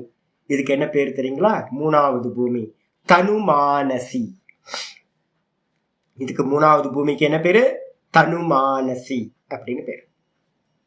தனுமானசி அப்படின்னா தனுக்கரணம் அப்படின்னா என்ன அர்த்தம்? மெலிஞ்சு போறதுக்கு பேரு தனுக்கரணம்னு பேரு. மெலிஞ்சு போறது. எது மெலிஞ்சு போச்சு அப்படின்னா மனசுல இருக்கிற வாசனைகள் பாத்தீங்கன்னா மெலிஞ்சு போறது. அப்ப மனனம் பண்ண பண்ண பண்ண என்ன ஆகும்? 2வது சிரவணத்தோட பலத்துல இந்த தனுமானசின்றது மனநம்னு பேரு. தனுமானசிக்கு என்ன பேரு? மனநம்னு பேரு. இந்த டெக்னாலஜி எல்லாம் ஒன்னும் சிங்கிளா வச்சிருந்தீங்கன்னா புரியாம போயிடும். அதுக்காக நான் 2 3 சேர்த்து சொல்றேன். நான் எல்லாம் தனித்தனியா நினைச்சிட்டு இருப்பாங்க. அப்ப 3வது பூமி பாத்தீங்கன்னா சிரவணத்துக்கு அப்புறம் வரக்கூடிய மனனம். மனனம் பண்ண பண்ண இது அன்வான்ட், இது அன்வான்ட், இது அன்வான்ட் எல்லாத்தையும் நேத்தி பண்ணிக்கிட்டே இருக்க மனசு மெலிஞ்சுக்கிட்டே போகும். அமனி பாவத்தை பிராப்தி பண்ற வரைக்கும் மனசு மெலிஞ்சுனா லீன் ஆகிட்டே போறது. லீனாயி தனுக்கரணம்ன்றதுக்கு அர்த்தம் லீன் ஆகிறது. நல்லா லீனாயி அப்புறம் 4வது பூமி வருது, சத்துவாபத்தின்னு சொல்லக்கூடிய 4வது பூமி. சத்துவ ஆபத்தி அப்படின்னா என்ன அர்த்தம் அப்படின்னு கேட்டீங்கன்னா ஆத்மாவை அடைதல். ஆத்மாவை அடையிறதுன்னு என்ன அர்த்தம்? புதுசா போய் அடையிறது இல்லை, நானா நிக்கிறது. இந்த மனசு பாத்தீங்கன்னா விருத்திகள் எல்லாம் இல்லாம போனதுக்கு பிறகு, நேத்தி பண்ண வேண்டியதெல்லாம் பண்ணதுக்கு பிறகு மிச்சம் தானா இருத்தல் இருக்குல்ல, அந்த தானா இருத்தலுக்கு பேர் தான் சத்வாபத்தின்னு பேரு. இந்த சத்வாபத்தி தான் பாத்தீங்கன்னா நிர்விகல்ப சமாதி அப்படின்னு பேர். அதுக்கு பேர் இதுதான் பாத்தீங்கன்னா இந்த நிதித்தியாசனத்தோட எண்டுல பரிபக்குவத்துல அடையக்கூடியது. இந்த 4வது பூமி நிதித்தியாசனம் ஆரம்பிச்சு அதோட பரிபக்குவத்துல சத்வாபத்தின்னு சொல்லக்கூடிய ஆத்மானுபூதி அது நடந்துடும். 4வது பூமியில ஆத்மானுபூதி அடைஞ்சவன் என்ன பண்ணுவான் அப்படின்னு கேட்டீங்கன்னா, அவனுக்கு ஏற்கனவே பாத்தீங்கன்னா இந்த லோக்கத்துக்கு நிறைய கைங்கரியம் பண்ணணும் அப்படின்னு ஏதாவது ஒரு சங்கல்பம் இருந்துச்சுன்னா, இப்ப எனக்கு பாத்தீங்க அப்படின்னா நான் எப்போ போயிருக்கேன், ஏன் இங்க சுத்திட்டு இருக்கேன்னா நான் ஏதோ சங்கல்பம் பண்ணேன். இப்ப ரொம்ப கேர்ஃபுல்லா இருக்கேன். இப்ப கூட ஐயோ இத்தனை ஜனங்கள் பாவமா இருக்காங்களே, இவங்களுக்கெல்லாம் எல்லாத்துக்கும் சொல்லணும், இதெல்லாம் பாத்தீங்கன்னா பகவானோட தத்துவத்தை சொல்லணும், இவங்களுக்கு எல்லாத்தையும் எவ்வளவு துக்கப்படுறாங்க, ஐயோ பாவம் இல்லை, பார்க்கும் போதெல்லாம் ஐயோ பாவம், இவங்களுக்கு எல்லாத்துக்கும் கொஞ்சம் புத்தியை கொடுத்து கொஞ்சம் அறிவை கொடுத்தா நல்லா சௌக்கியமா இருப்பாங்கல்ல, நிம்மதியா இருப்பாங்கல்ல, ஏன் கஷ்டப்படுறாங்க அப்படின்னு உள்ளுக்குள்ள ஆசை வரும்போதே நான் மனசுல என்ன பண்றேன்னு கேட்டீங்கன்னா, ஐயோ தேவையில்லை, அப்புறம் இதை நம்ம ஆசைப்பட்டா இதுக்காக திரும்ப ஒரு வாட்டி பிறக்க வேண்டியிருக்கோம், வேணாம் சாமி அப்படின்னு. ஆனா முந்தின ஜென்மத்துல நான் என்ன பண்ணிருப்பேன் அப்படின்னு கேட்டீங்கன்னா, எல்லாத்துக்கும் சொல்லி கொடுக்கணும்னு நினைச்சிருப்பேன். அதனால பாத்தீங்க அப்படின்னா இப்ப சொல்லி கொடுத்துட்டு இருக்கேன், உங்களுக்கு எல்லாம் பாடம் சொல்லி கொடுத்துட்டு இருக்கேன். இதே மாதிரி பாத்தீங்கன்னா ஒருத்தர் முக்தி அடைஞ்சவர அந்த நிர்விகல்ப சமாதியில் ஆத்மானுபூதி அடைஞ்ச பிறகும் அவருக்கு பாத்தீங்கன்னா அவருக்கு அந்த முக்தி அடைகிறதுக்கு முன்னாடி ஏதாவது இது மாதிரி இந்த லோக்க கைங்கரியத்துக்காக நம்ம ஏதாவது பண்ணலான்னு ஒரு சங்கல்பம் இருந்துச்சு அப்படின்னா பகவான் பாக்குறாரு, ஆஹா இவன் சங்கல்பம் பண்ணி வச்சிருக்கான், ஆனா இவன் லிபரேட்டட் ஆயிட்டான், இவனோட தேகத்தை வச்சுக்கிட்டு நம்ம என்ன பண்ணுவான், நம்ம காரியத்தை நம்ம பண்ணுவோம் அப்படின்னு பகவான் என்ன பண்ணுவார், அந்த சரீரத்தை வச்சுக்கிட்டு காரியம் பண்ண ஆரம்பிக்கிறார். அதுதான் பாத்தீங்கன்னா ஜீவன் முக்தர்கள் ஆனதுக்கு பிறகும் உபதேசம் பண்றதெல்லாம் அந்த ஸ்டேஜ்ல நடக்கிறது. ஒருவேளை இந்த 4வது பூமியில ஜீவன் முக்தி ஆனதுக்கு பிறகு கூட ஒருத்தருக்கு பின்னாடி சங்கல்பமே பண்ணாம இருந்துட்டாருன்னு வச்சுங்க. இப்ப நான் உங்களுக்கு சொல்லி கொடுக்குறேன், சங்கல்பம் பண்ணாதீங்க ஜி, சங்கல்பம் பண்ணாதீங்க, நல்ல சங்கல்பம் கூட பண்ணாதீங்க, ஒரு மண்ணாங்கட்டி ஒண்ணு வேணாம், இதெல்லாம் திருஷ்யம், இது பூர்ணமா தான் இருக்கு, நான் ஒன்னும் புதுசா ஒன்னும் பண்ண வேணாம். இந்த ஜெகத் எப்படி இருக்கு, பூர்ணமதா பூர்ணமிதம் பூர்ணாத் பூர்ணமுதச்யதே, இது பூர்ணமா தான் இருக்கு, இது எதுவும் கெட்டுலாம் போகல, என் திருஷ்டி தான் பிரச்சனை. இங்க எல்லாம் சர்வே அஜாகா, இந்த லோக்கத்துல இருக்கிற எல்லா ஜீவர்களும் பிறக்கவே இல்லை, எல்லாம் பிறந்த மாதிரி தெரியுறாங்க, யாரும் அக்ஞானி இல்லவே இல்லை, கஷ்டம் யாரும் படவே இல்லை, எல்லாம் பூர்ணஸ்வரூபமா தான் இருக்கு, எல்லாம் தெரியறதால இல்யூஷன். அதனால இந்த ஜெகத்துக்கு நல்லது பண்ணணும்ன்ற எண்ணமும் கூட பாத்தீங்கன்னா அது கூட என்னோட அஜ்ஞானத்தினால உண்டாகிறதுன்னு அதையும் விட்டுருங்க அப்படின்னு சொல்லித்தரேன். இப்ப என்கிட்ட இருந்து படிக்கிற மாதிரியே என்னோட ஆச்சாரியார் எனக்கு சொல்லி கொடுத்தார், நான் பாத்தீங்கன்னா உங்களுக்கு சொல்லி கொடுக்குறேன், எதுவும் சங்கல்பிக்காத அப்படின்னு. அப்ப நான் அனுபூதிக்கு போறேன்னு வச்சுங்களேன், அனுபூதி போனா வெளியில வரும்போது பாத்தீங்கன்னா எந்த சங்கல்பமும் இருக்காது. இப்ப சங்கல்பம் இருந்தாதானே அடுத்த காரியம் பண்ண முடியும் இந்த லோக்கத்துக்கு ஏதாவது. அப்ப பண்ண முடியாது அப்படின்னும் போது அவனை என்ன பண்றான்னு கேட்டீங்கன்னா திரும்ப வெளியில வருவான், வந்துட்டு திரும்பவும் உள்ள போவான். சமாதி அவஸ்தைக்கு போயிட்டு திரும்பவும் என்ன பண்ணுவான், திரும்ப திரும்ப அவன் என்ன பண்ணுவான், அந்த ஆனந்தத்துக்காக பிரம்மானந்தத்திலேயே திரும்ப திரும்ப வேலை இல்லை, எந்த காரியமும் இல்லை, சங்கல்பம் இல்லை, அதனால திரும்பவும் அவன் போவான். அதுக்கு என்ன பேருனா அசம்சக்தி அப்படின்னு பேரு. அதுக்கு என்ன பேரு? அஞ்சாவது பூமி அசம்சக்தி. அசம்சக்திக்கு என்ன பேரு அப்படின்னா பிராக்கெட்ல போட்டுங்க, பிரம்மவித்து வரன் அப்படின்னு பேரு. நாலாவது பூமிக்கு என்ன பேருனா சத்வாபத்திக்கு பக்கத்துல போட்டீங்கன்னா பிரம்ம வித்துன்னு போட்டுக்கணும். நாலாவது பூமியில பிரம்ம வித்துன்னு போட்டுக்கணும். பிரம்மத்தை அறிந்தது நாலாவது பூமியிலேயே பிரம்மத்தை அறிஞ்சிடறான், சாட்சாத்காரம் பண்ணிடுறான். இந்த நாலாவது பூமியில இருந்தே வந்து பாத்தீங்கன்னா என்ன ஸ்டார்ட் ஆகுது அப்படின்னு கேட்டீங்கன்னா ஜீவன் முக்தி அவஸ்தை ஸ்டார்ட் ஆயிடும்.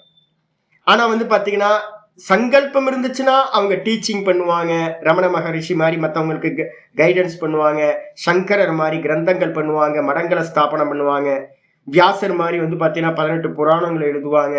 இது மாதிரி மகரிஷிகள் நிறைய பேர் அது மாதிரி பண்ணாங்க. குருநாதர்கள் நிறைய பேர் டீச்சிங் சிஷ்யர்களோட நிறைய கருணையினால பண்ணாங்க. இதெல்லாம் சங்கல்பம் இருந்துச்சுன்னா. அப்படி சங்கல்பம் இல்லாதவங்க என்ன பண்ணுவாங்க, அஞ்சாவது பூமிக்கு போவாங்க. என்ன பேரு? அசம்சக்தின்னு பேரு. பிரம்மவித்து வரன் அப்படின்னு பேரு. இந்த பிரம்மவித்து வரன் என்ன அப்படின்னு கேட்டீங்கன்னா முக்கியமா வந்து பாத்தீங்கன்னா இவங்க சமாதிக்கு போவாங்க. இவங்களே என்ன பண்ணுவாங்க, நம்ம தூக்கத்துக்கு நம்ம போறோம், நம்மளே வேக்கப்பாயிடுறோமா. சின்ன வயசுல எல்லாம் வந்து பாத்தீங்கன்னா அம்மா வந்து பாத்தீங்கன்னா தட்டி தட்டி எழுப்பி, என்னடா எருமாடு மாதிரி தூங்குறிய அப்படின்னு வந்து பாத்தீங்கன்னா எந்திரிச்சு நம்மளை எழுப்புறதுக்கு நிறைய பிரயத்தனம் பண்ணுவாங்க. ஆனா இப்ப நம்ம என்ன அப்படியா தூங்குறோம்? அப்படிலாம் இல்ல, நம்மளா தூங்குறோம், நம்மளா வேக்கப்பாயிடுறோம். அது மாதிரி இந்த அஞ்சாவது ஸ்டேஜ்ல இருக்கிற பிரம்ம வித்து வரன் என்ன பண்ணுவான்னு கேட்டீங்கன்னா பிரம்ம வித்து வரன். இந்த வரன் என்ன பண்ணுவான் அப்படின்னு கேட்டீங்கன்னா சமாதிக்குள்ளார போவான், நிர்விகல்ப சமாதியில இருப்பான், திரும்ப அவனே வெளியில வந்துடுவான், தன்னால வெளியில வருவான். திரும்ப சமாதிக்கு போவான், திரும்ப வெளியில வருவான், உள்ள போவான், வெளியில வருவான். இதே மாதிரி நடந்துகிட்டு இருக்கும். இந்த ஸ்டேஜுக்கு பேர் என்ன பேரு? பிரம்மவித்து வரன் அசம்சக்தி அப்படின்னு பேர்.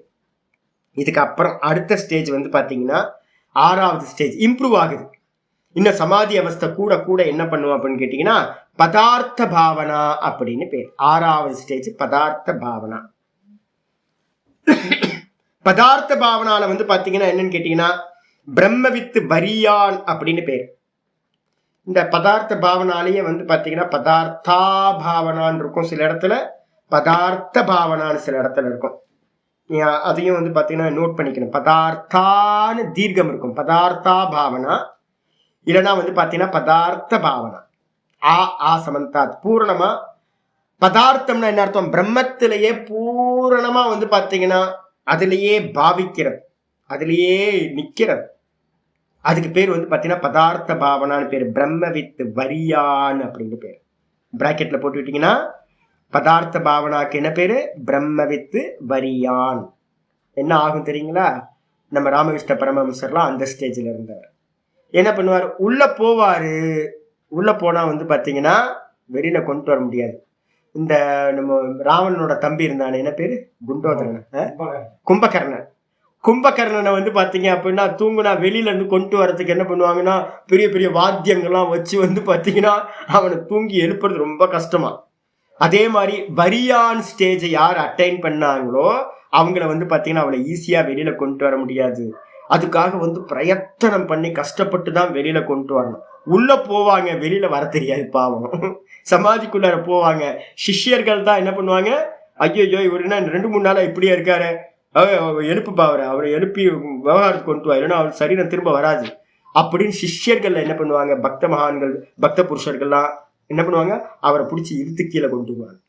எப்படியாவது நிறைய மெத்தட்ஸ்லாம் வச்சிருக்காங்க. அதுக்கு அவரோட வீக்னஸ் என்னன்னு பார்ப்பாங்க. இப்போ எனக்கு வீக்னஸ் வந்து ஸ்வீட் இருக்குன்னு வச்சுங்க, சாமிக்கு வந்து பார்த்தீங்கன்னா மைசூர் பாக் பிடிக்கும் அப்படின்னா போதும், மெதுவாக மூக்கு பக்கத்தில் வந்து பார்த்தீங்கன்னா சமாதியில் இருக்கும்போது மூக்கு பக்கத்தில் மைசூர் பாக்கை வந்து இது பண்ணுறது. சாமிக்கு சாண்டல்வுட் பிடிக்கும், சாண்டல்வுட்டை வந்து பார்த்தீங்கன்னா பக்கத்தில் வந்து நல்லா அரைச்சி நல்லா தேய்ச்சி பக்கத்தில் வந்து கொண்டு வந்தீங்கன்னா அப்படின்னு தெரியாமல் உள்ளே போய் அது பேக்கப் ஆக்கி விட்டுரும். நாக்க வாயை திறந்து ஒரு மைசூர் பாக்க சின்ன கட்டியை தூக்கி வாயில போட்டீங்க அப்படின்னா நல்லா சமாதியில் இருக்கிற பேக்கப் ஆயிடுவாரு. என்னப்பா மைசூர் பாக்கு எங்கப்பா அப்படின்னு கேட்டு. இது மாதிரி நிறைய மெத்தட்லாம் வந்து பார்த்தீங்கன்னா வச்சிருக்காங்க. இதுக்கு பேரு பிரம்மவித்து வரியான். இதுக்கப்புறம் ஆமா ராமகிருஷ்ண பரமஹம்சர் அது மாதிரிதான் இருந்தார். இதுக்கப்புறம் வந்து பார்த்தீங்கன்னா 7வது இன்னும் இம்ப்ரூவ் ஆகுது. இன்னும் சமாதி அபியாசம் அதிகமாக அதிகமாக அதுக்கு பேர் வந்து 7வது ஸ்டேஜ் துரியம்னு பேரு, இல்லைன்னா துரியகான்னு பேரு. துரியம்னு பேரு இல்லைன்னா துரியகான்னு பேரு. அதுக்கு வேற இன்னொரு பேர் என்ன சுவாமினா பிரம்மவித்து வரிஷ்டன் அப்படின்னு பேரு.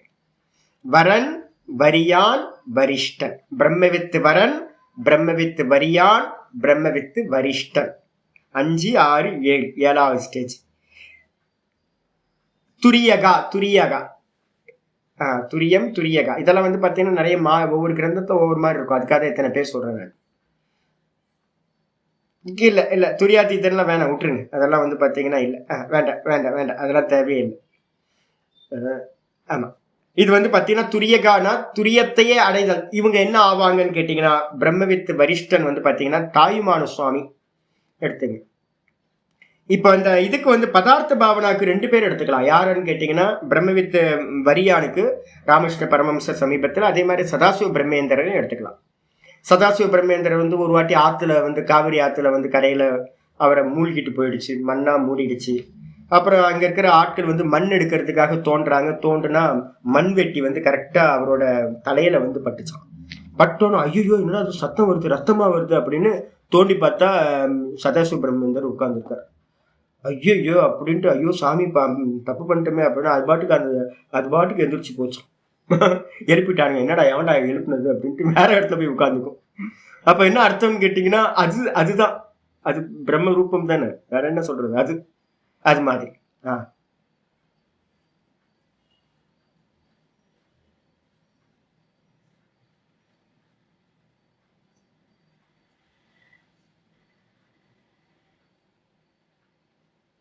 அதில் அவர் இன்னும் பூர்ணமாகாதவங்க, அவங்கள விட்டுருங்க. அது பூர்ணமாகாத. இது வந்து பாத்தீங்கன்னா 4வது ஸ்டேஜ்ல இருந்தே வந்து பாத்தீங்கன்னா பிரம்ம சாட்சா்காரம் பண்ணதுக்கு பிறகு நடக்கிறது. பிரம்ம சாட்சா்காரம் பண்ணவங்களுக்கு வந்து பாத்தீங்கன்னா இது நடக்கிறது. அது வந்து ஜடபரதர் மாதிரி. நான் சொன்ன எக்ஸாம்பிள் வந்து பாத்தீங்கன்னா ஜடபரதர் மாதிரி ஞானம் இருக்கு, ஆனா ஞான நிஷ்டை இன்னும் அனுபூதி இன்னும் ஆகல. இதெல்லாமே வந்து 4வது ஸ்டேஜுக்கு மேலேயே அனுபூதி ஆனவங்களோட சமாதி அவஸ்தை தான் இம்ப்ரூவ் ஆகிட்டே போறது. சமாதி இம்ப்ரூவ் ஆக ஒவ்வொரு ஸ்டேஜ்லயும் ஒவ்வொரு பேர் கொடுக்குறோம். இந்த பதார்த்த பாவனான்ற 6வது ஸ்டேஜுக்கு வந்து பாத்தீங்கன்னா நம்ம ராமகிருஷ்ண பரமஹம்சர் கூட வந்து சதாசிவ பிரம்மேந்திரர். இந்த 7வது வந்து துரியகாக்கு என்ன பேர் அப்படின்னா, நிறைய பேர் உள்ள போய் உட்காருவாங்க, திரும்ப வரவே மாட்டாங்க இந்த சம்சாரத்துக்கு. தாயுமான சுவாமி வந்து பாத்தீங்கன்னா இன்னும் இருக்கு, அந்த புளிய மரம் இருக்கு, நீங்க போனீங்கன்னா பார்க்கலாம். ராமேஸ்வரத்துக்கு முன்னாடி அங்க போனீங்க அப்படின்னா அந்த புளிய மரத்துல போய் உட்காந்து, ராமநாதபுரத்துல வந்து பாத்தீங்கன்னா ராமகிருஷ்ண தப்போவனத்தோட கண்ட்ரோல்ல இருக்கு. எவனாவது புளிய மரத்துல போய் உட்காருவானா யோசிச்சு பாருங்க. நானா ரெக்கமெண்டே பண்ண மாட்டேங்க அப்படின்னு கேட்டீங்கன்னா ரத்தத்தை உறிஞ்சி எடுத்துரும். அது வந்து பாத்தீங்கன்னா புளிய மரத்துல வந்து பாத்தீங்கன்னா உட்காரக்கூடாது, அனுஷ்டானத்துக்குன்னு சொல்லுவோம். ஆனா அவர் போய் உட்காரும் போதே வந்து பாத்தீங்கன்னா நல்ல ஸ்திதியில இருந்ததுனால மரம் புளிய மரமாவது அரச மரமாவது அதெல்லாம் பாக்குறதே இல்லை. போய் புளிய மரத்துக்கு பொந்துல உட்கார்ந்தவர் திரும்ப ரிட்டர்ன் வரவே இல்லை. 21 நாள் பார்ப்போம். 21 நாள் பார்த்து ஒருத்தர் வெளியில வரல, சமாதியில இருந்து வரல அப்படின்னா 21 நாளுக்கு மேல அவரை தான் நம்ம என்ன சொல்றோம், என்னது அப்படின்னா ஜீவ சமாதி நம்ம சொல்றோம். பாத்தீங்களா, இந்த திரும்ப வராத ஆட்களை தான் அப்படியே உட்கார வச்சு பண்ணுவாங்க. இப்ப யூடியூப்ல எல்லாம் வந்து பாத்தீங்கன்னா நிறைய பேரோட இருக்கு, நிறைய பேர் இருக்கார். ராகவேந்திர சுவாமி இருக்கார், எனக்கு தெரிஞ்சு இங்க வந்து பாத்தீங்கன்னா நம்ம தாயுமான சுவாமி, இப்ப கூட ஞானேஸ்வரன் தெரியல எப்படி சமாதியானான்னு தெரியல. போனவங்க 21 நாள் திரும்ப வரல அப்படின்னா அவங்களை சுத்தி என்ன பண்ணுவாங்க அப்படின்னா சமாதி கட்டிடுவாங்க. இதுக்கான பேர் வந்து பாத்தீங்க அப்படின்னா ஜீவசமாதின்னு பேர். இதுதான் ப்ராசஸ். தெரியல பட்டினத்தார்னு தெரியல, பார்க்கணும் ஒவ்வொன்றையும் ரெஃபர் பண்ணணும். எனக்கு நல்லா தெரிஞ்சது வந்து பாத்தீங்கன்னா இவர் தாயுமான சுவாமியோடது ரொம்ப ஸ்பஷ்டமா எனக்கு தெரியும். நிறைய மகான்கள் நிறைய பேர் தெரியல, அதுவும் தெரியல என்னான்னு. அது கான்ட்ரடிக்ஷனா இருக்குமா, அதை விட்டுருங்க, வள்ளலாரை பத்தி பேசாது. நீங்க ஒவ்வொருத்தரா கேட்டீங்கன்னா நீங்க தான் தேடி போய் படிக்கணும் அவங்க என்ன சமாதி ஆனாங்கன்னு. நான் வந்து எக்ஸாம்பிள் சொல்றேன். 21 நாள் இல்ல அதெல்லாம் ஜல சமாதிலாம் இல்லை. ஒரு நல்ல ஞானி புருஷர் வந்து பாத்தீங்கன்னா அதெல்லாம் பண்ண மாட்டாங்க. என்ன காரணம்னு கேட்டீங்கன்னா, ஒரு ஸ்மிருதி சொல்லுது என்னன்னு கேட்டீங்கன்னா, யாராவது வந்து பாத்தீங்கன்னா ஒரு சன்னியாசிகள் வந்து பத்தித்தன் ஆயிட்டா மட்டும் கில்ட்டி கான்சியஸ்னஸ் இருக்கு அப்படின்னா அந்த கில்ட்டி கான்சியஸ்னஸை போக்குறதுக்காக வந்து பாத்தீங்கன்னா பிரயாக்ல 2 நதி கூடுற இடத்துல விழுந்து உயிரை விடுன்னு இருக்கு. அப்ப வந்து பாத்தீங்க அப்படின்னா ஏன் வந்து பாத்தீங்கன்னா பிரயாகுல போய் விடணும்? ஒரு நல்ல ஞானி புருஷரா இருக்காரு அப்படின்னா எதுக்காக சரீரத்தை விடணும்? ரெண்டே காரணத்துக்காக தான் சரீரத்தை விடுறதுக்கு நியமம் சொல்லியிருக்கு. இந்த சரீரம் அனுஷ்டானத்துக்கு வந்து உபயோகப்படாம ரோகத்துல இருக்கு அப்படின்னா விழுந்தரலாம். நான் உத்தரகாசியில ஒரு சுவாமி வந்து பாத்தீங்கன்னா விழுந்தாரு நான் சொல்லியிருக்கேன். அதுக்கு அடுத்தது வந்து பாத்தீங்க அப்படின்னா கில்ட்டி கான்சியஸ்னஸ் இருக்கு அப்படின்னா நிறைய சன்னியாசிகள் வந்து பாத்தீங்கன்னா ஸ்திரீ விஷயத்துல நல்லா இதா இருப்பாங்க. அப்புறம் ஏதோ ஒரு பலகீனம், ஏதோ ஒரு மோகம், மயக்கம், ஸ்திரீயோட சம்பந்தம் வந்துடும். ஆனா இவங்க சாஸ்திரம் படிச்சவங்களா இருப்பாங்க. ஐயோ தப்பு பண்ணிட்டோமே, ஏதோ ஒரு க்ஷணத்துல மோகம் வந்துருச்சே அப்படின்னு மனசு வந்து சன்னியாசியா இருப்பாங்கன்னு வச்சுங்களேன். ஒரு கில்ட்டி இருக்கும் உள்ளுக்குள்ளார வந்து சதா அது வந்து துன்பப்படுத்திக்கிட்டே இருக்கும். அதுக்கு என்ன பண்றது அப்படின்னா ஸ்மிருதி சொல்லுது என்ன பண்ணணும்னு கேட்டீங்கன்னா, நல்லா சூசைட் பாயிண்ட்ல வந்து பாத்தீங்கன்னா கொடைக்கானல்ல ஊட்டியோ போ, சூசைட் பாயிண்ட்ல இருந்து என்ன பண்ணு, நேரம் குதிச்சிரு, நாராயண நாராயணான்னு சொல்லிட்டு குதிச்சிரு. அதே மாதிரி வந்து பாத்தீங்கன்னா கடல்ல கண்ணை கட்டிக்கிட்டு வந்து பாத்தீங்கன்னா நல்லா ஆழமா இருக்கிற கடல்ல போட்டுக்காரன்ட்ட சொல்லி நல்லா கொண்டு போயிட்டு கல்லை கட்டிக்கிட்டு கீழே கடல்ல குதிச்சிரு. ரெண்டாவது. மூணாவது வந்து பாத்தீங்கன்னா நதிகள் சங்கமிக்கிற அந்த பிரயாகுல வந்து பாத்தீங்க அப்படின்னா 2 நதிகள் சங்கமிக்கிற இடத்துல நல்ல வேகமான ஜலம் இருக்கும், அங்க விழுந்துரு அப்படின்னு வந்து பாத்தீங்கன்னா நியமம் வச்சிருக்கு. இதுதான் வந்து பாத்தீங்கன்னா இது இல்லாம கில்ட்டி கான்சியஸ் இல்லாம சன்னியாசிக்கு வந்து பாத்தீங்க அப்படின்னா வேற என்னது, ரோகத்தினால. நான் உத்தரகாசியில ஒரு சுவாமி, எனக்கு தெரிஞ்ச சுவாமி, கல்கட்டா சுவாமி நான் பார்த்திருக்கேன். நல்லா வந்து பாத்தீங்கன்னா கங்கா நல்ல ஃப்ளட் போகும்போது ஒரு நல்ல தான்ட்டு இருக்கிற எல்லா பணம் எல்லாத்தையும் வச்சு என்ன பண்ணாருன்னு கேட்டீங்கன்னா பக்தர்கள்லாம் கூப்பிட்டாரு, ஒரு பெரிய பண்டாரா பண்ணார். நான் வந்து சாப்பிட்டு ரூமுக்கு வரத்துக்குள்ளார, என்னோட குட்டியாக்கு வரத்துக்குள்ளார நியூஸ் வந்துருச்சு. சாமி வந்து பாத்தீங்கன்னா உத்தரகாசியில அந்த பிரிட்ஜ் வந்து பாத்தீங்கன்னா கோயில் பக்கத்துல ஒரு பிரிட்ஜ் இருக்கு, பேய் மாதிரி வந்து பாத்தீங்கன்னா யானையெல்லாம் அடிச்சுட்டு போகும், பெரிய பெரிய பாறையெல்லாம் இருக்கு, அதுல விழுந்துட்டேன். ஏன் அப்படின்னா என்கிட்ட நான் பேசும்போதே சொல்லுவார், இந்த சரீரம் உங்களை மாதிரிலாம் தபஸ் பண்ண முடியல சாமி, நீங்கெல்லாம் நிறைய நேரம் உட்காடுறீங்க, நல்லா யங்ஸ்டரா இருக்கீங்க, உங்க பாடிலாம் நல்லா இருக்கு, என் பாடி வந்து ரொம்ப நொந்து போச்சு, என்னால பண்ண முடியல, எதுக்கு இருக்கனே தெரிலன்னு ஒரு 2-3 மாசமாவே புலம்பிக்கிட்டே இருந்தேன். ஐயோ நான் கொஞ்சம் பூஸ்டப் பண்ற மாதிரி அவர்கிட்ட பேசுவோம், இது பண்ணுவோம், அவரை தேத்தி அனுப்புறது. இது ஒரு டைமுக்கு மேல அவரால் ஒன்றும் பண்ண முடியல, என்ன பண்றது, சரீரத்தை வச்சுக்கிட்டு வேஸ்ட், மோட்சத்துக்கு உபயோகப்படாத சரீரம் இருந்து என்ன அப்படின்னு சூசைட் பண்ணிக்கிறது. அப்ப 2 விஷயத்துக்கு தான் சூசைட் நடக்கும். அது நான் சொல்றதே ஸ்மிருதின்றது தான் சொல்றேன், ஸ்மிருதியில இருக்கிறது தான் கட்டளையா சொல்றேன். வேற யாருக்கும் வந்து பாத்தீங்கன்னா இது இல்லை.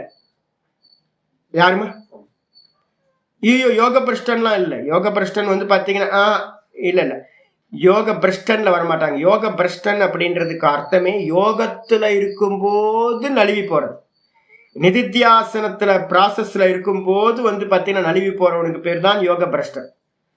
இல்ல இல்ல இல்ல சமாதி அபியாசத்துக்குள்ள நீங்க உள்ள போயிட்டு சரீரம் விட்டாதான் யோக பிரஷ்டன். நான் சொல்லியிருக்கேன் ஏற்கனவே உங்களுக்கு யோக பிரஷ்டனை பத்தி பேசும்போது சொல்லியிருக்கேன். என்னன்னு கேட்டீங்கன்னா, சிரவணத்துல உயிரை விட்டா சிரவண பிரஷ்டன், மனநத்துல உயிரை விட்டீங்கன்னா மனன பிரஷ்டன்.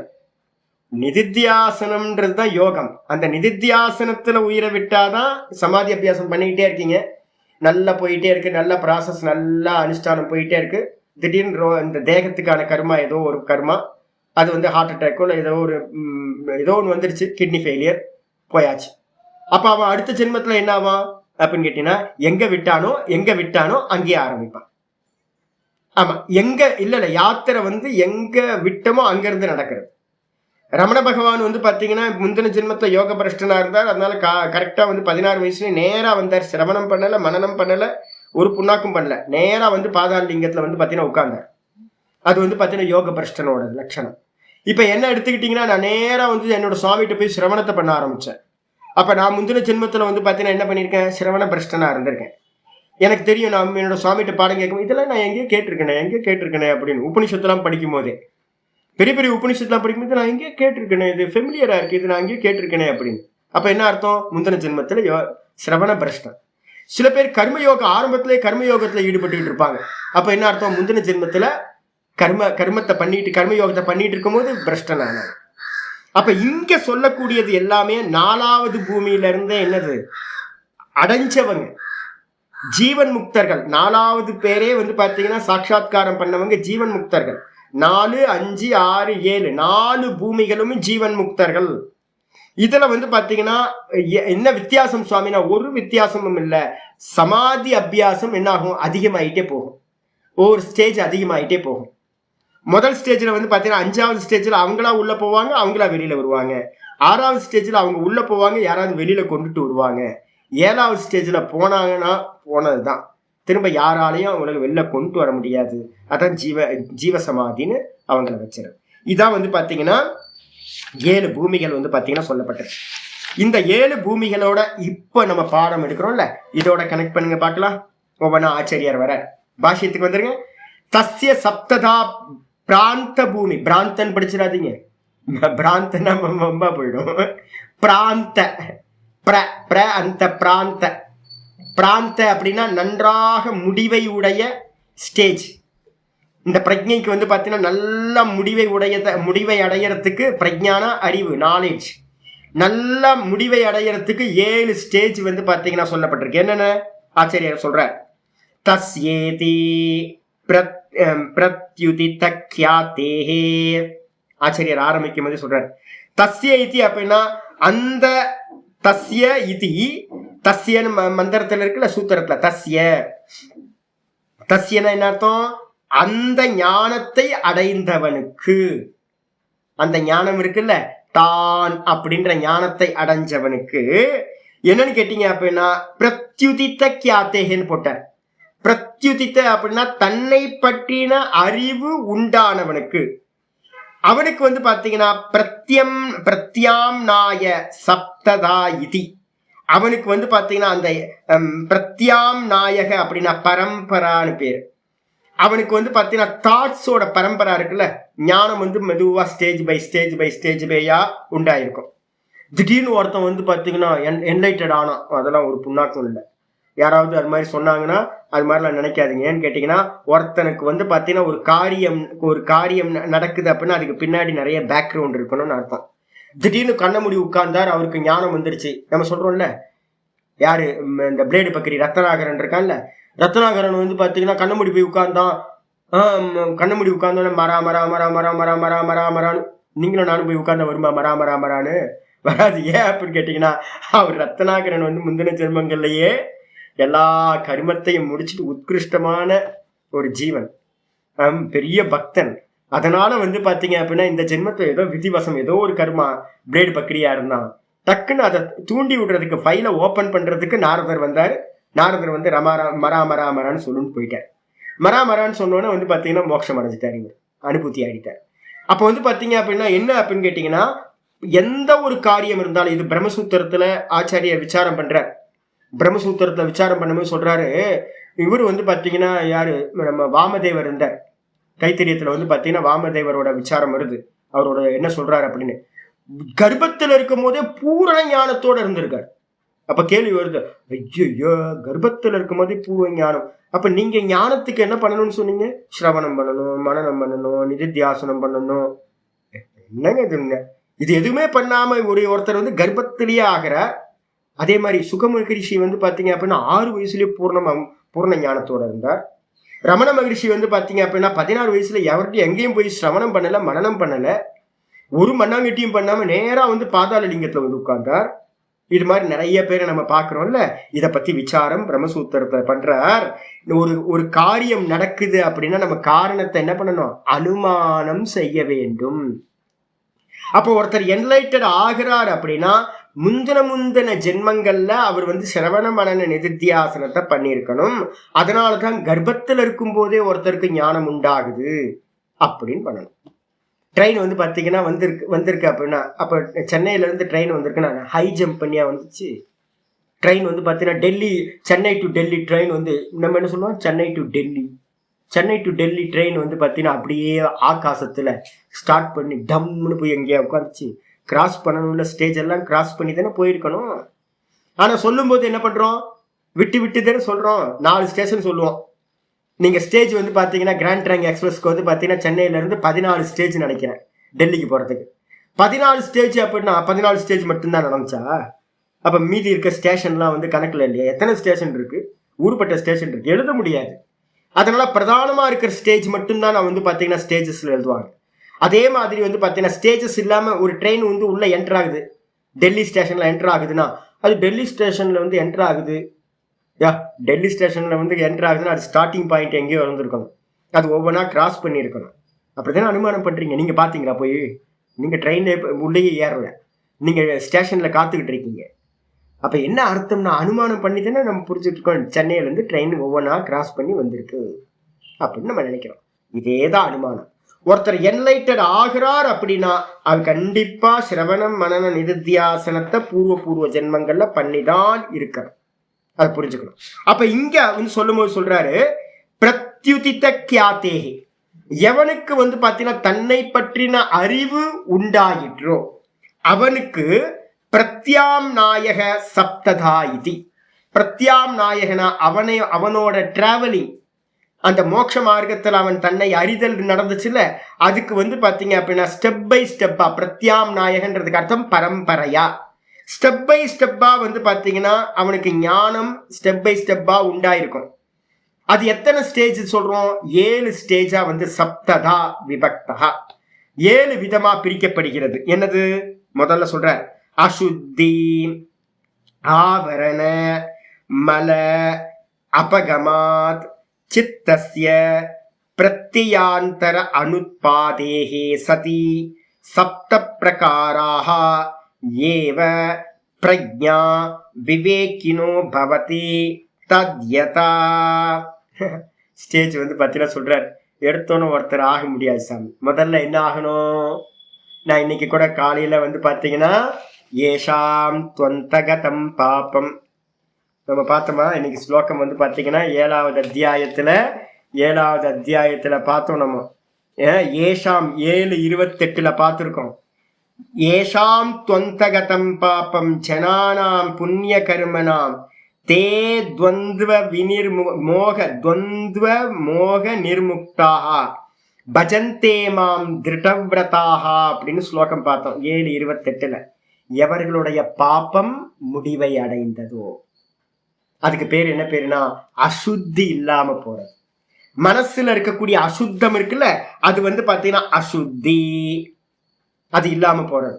ரெண்டாவது ஆவரண, ரெண்டாவது வந்து பாத்தீங்கன்னா ஆவரணம் என்னது? அசுத்தி ஆவரணம். ஆவரணம்னா இன்னைக்கு பார்த்துக்கொண்டு நம்மள எல்லாத்தையும் மூடி மறைச்சிருக்கிறது சமாவிருத்தாக.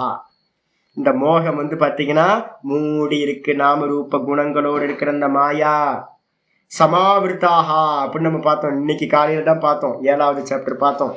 7வது சாப்டர்ல வந்து ஸ்லோகமே அவ்வளோ அற்புதமான ஸ்லோகம் வந்து பார்த்துருக்கோம். நம்ம எல்லாத்தையும் வந்து பாத்தீங்கன்னா என்ன பண்ணிருக்கு? மூடி மறைச்சுக்கிட்டு இருக்கு. யோகமாயா சமாவிருத்தக 25வது ஸ்லோகத்துல பார்த்துக்கோம் 7:25. நாகம் பிரகாஷ சர்வஸ்ய யோகமாயா சமாவிருத்தக மூடோயம் நாபிஜானாதி லோகோ மாமஜம் அவ்யயம் பார்த்தோம். யோகமாயினால நல்ல மூடி மறைக்கப்பட்டிருக்கு. அதுக்கு என்ன பேரு? மூடி மறைக்கிறதுக்குன்னா ஆவரணம்னு பேரு. ஆவரணம்.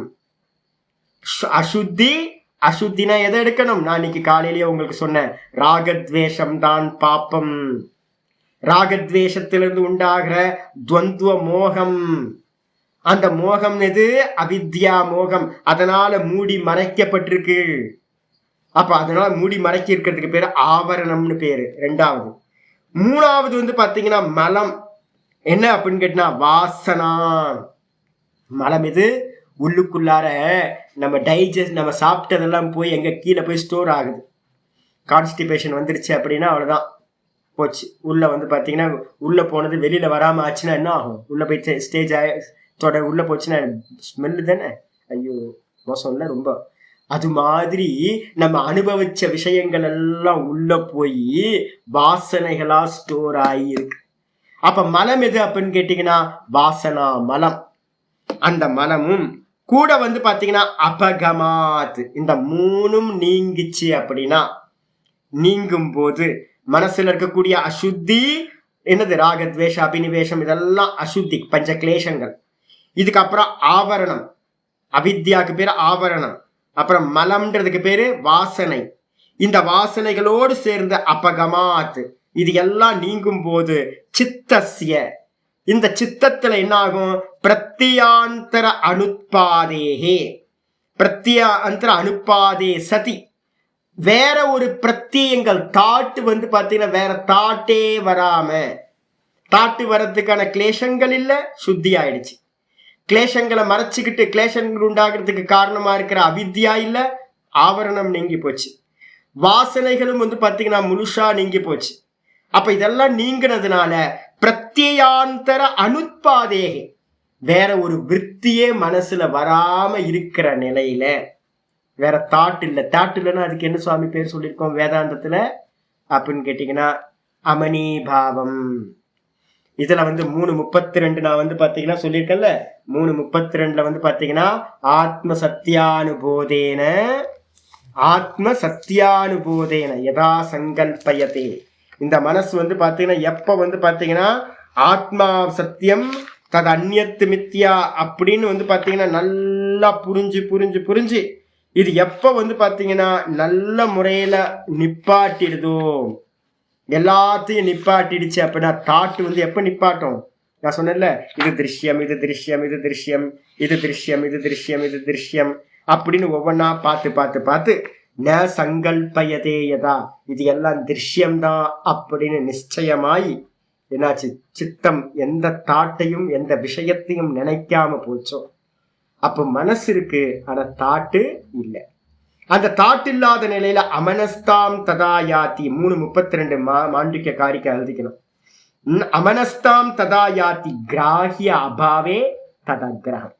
விஷயம் இல்லை அப்படின்னா விஷயத்தை கிரகணம் பண்ணக்கூடிய இந்த மனசும் கூட என்ன ஆயிடுது, இல்லாமல் போய் விடுகிறது. இதுக்கு பேர் தான் அமனிபாவம். அமனிபாவம் முதல்ல காரிய நாசம் நடக்கும், அதுக்கப்புறம் காரணத்தோடு நாசத்தை அடை, மனசே இல்லாமல் போய்விடும். இதுதான் இங்க சொல்லும் போது சொல்றாரு. என்னன்னு கேட்டீங்கன்னா பிரத்யாந்தர அனுத்பாதே சதி. பிரத்யம்ன்றதுக்கு அர்த்தம் தாட்ஸ். எந்த ஒரு தாட்டும் வந்து அந்நிய தாட்டும் வராம இருக்கிற நிலையில் சப்த பிரகாரா ஏவ பிரஜா விவேக்கினோ பவந்தி, 7 விதமான எண்ணங்கள் அந்த இடத்துல உண்டாகுது, ஞானம் உண்டாகுது, 7 விதமான ஞானம் உண்டாகுது. தத்யதா, அது எவ்வாறெனில், புரியுதா? அமனிபாவத்துக்கு பிறகு ஜீவன் முக்த நிலையை அடைஞ்சதுக்கு பிறகு அவனுக்கு வந்து பாத்தீங்க அப்படின்னா 7 விதமான ஸ்டேஜ் சொல்லப்படுது. நம்ம என்ன பண்ணிருக்கோம், ஜீவன் முக்திக்கு பிறகு 4, 5, 6, 7 பிரம்மவித்து, பிரம்மவித்து வரன், பிரம்மவித்து வரியான், பிரம்மவித்து வரிஷ்டன், இந்த 4 ஸ்டேஜ் நம்ம சொல்றோம். இவங்க என்ன சொல்றாங்க, 7 ஸ்டேஜ் வந்து பாத்தீங்கன்னா அமனிபாவத்துக்கு அப்புறம் 7 ஸ்டேஜ் இருக்கு அப்படின்னு சொல்றாங்க. ஒவ்வொன்னா பார்ப்போம். என்னது, பரிஜாதம் ஹேயம் நாஸ்ய புனப்பரிஞேயம் அஸ்தி. இது டைம் ஆச்சு, ஆரம்பிச்ச முடிக்க முடியாது, நாளைக்கு பார்த்துக்கலாம் 7 பூமியை. ஓம் பூர்ணமத பூர்ணமிதம் பூர்ணாத் பூர்ணமுதச்யதே பூர்ணஸ்ய பூர்ணமாதாய பூர்ணமேவாவசிஷ்யதே. ஓம் சாந்தி சாந்தி சாந்தி. ஹரி ஓம் ஸ்ரீ குருப்யோ நமः. ஹரி ஓம். நாராயண நாராயண.